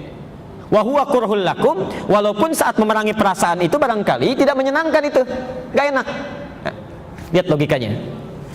Asa an takrahu syai'an fa huwa khairul lakum. Asa an takrahu syai'an fa huwa khairul lakum. Boleh jadi di balik yang tidak disukai itu ada hal-hal yang terbaik yang Allah siapkan untuk Anda. Kita harap-harap ingin dikabulkan segera, kata Allah jangan. Ada pahala yang saya mau berikan karena kamu seringnya berdoa, seringnya salat, seringnya baca Quran. Wa asa an tuhibbu syai'an fa huwa syarrul lakum. Tapi di balik yang kamu harap-harap cepat itu barangkali ada keburukan yang nanti bisa didapatkan.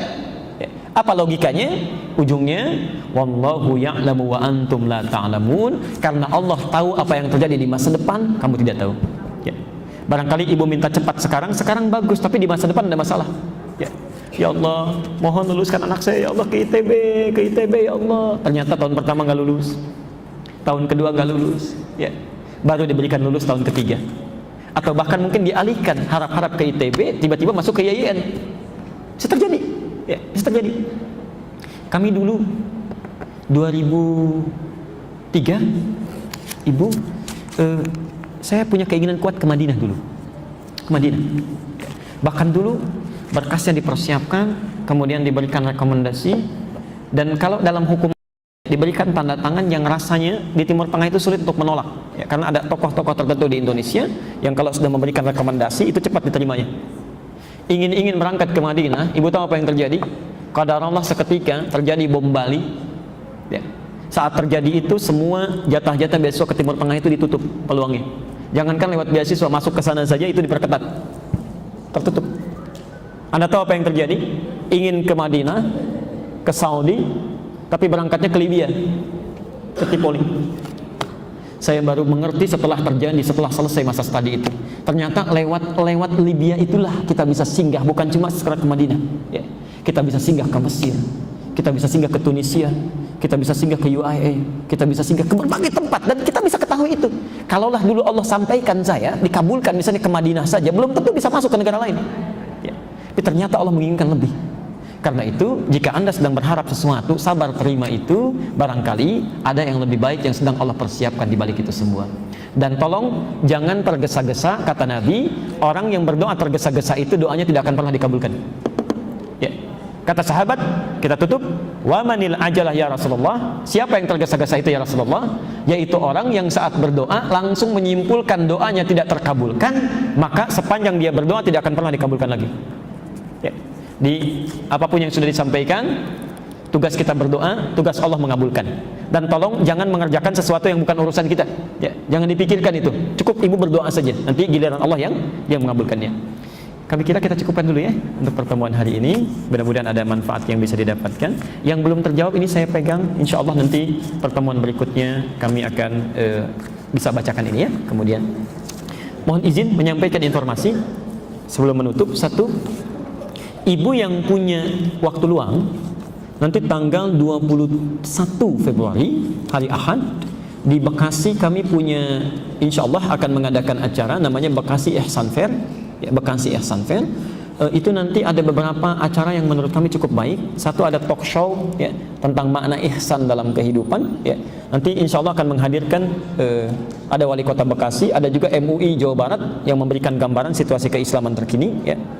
Kedua, ini yang penting, nanti kan ada launching metode cepat menghafal Quran, ya. Jadi ada mushaf yang kami launchingkan, ada petunjuk-petunjuk cara cepat menghafal Quran, barangkali bisa bermanfaat. Ketiga, nanti ada informasi pre-college, ya, beasiswa ke Timur Tengah. Nanti yang suka tanya-tanya beasiswa, kita buka tendanya, boothnya. Di situ nanti ada informasi-informasi, termasuk ada kelas ulama yang akan kita buka. Barangkali nanti ada anak atau kerabatnya yang ingin bisa mengikuti itu. Dan yang terakhir, ada bot tentang materi ta'lim yang bisa diambil, di-copy, di-download secara gratis nanti, ya, bisa didapatkan. Kami kira itu saja. Terima kasih. Subhanakallahumma wa bihamdika asyhadu an la ilaha illa anta astaghfiruka wa atubu ilaik. Wa akhiru da'wana alhamdulillahirabbil alamin. Assalamualaikum warahmatullahi wabarakatuh.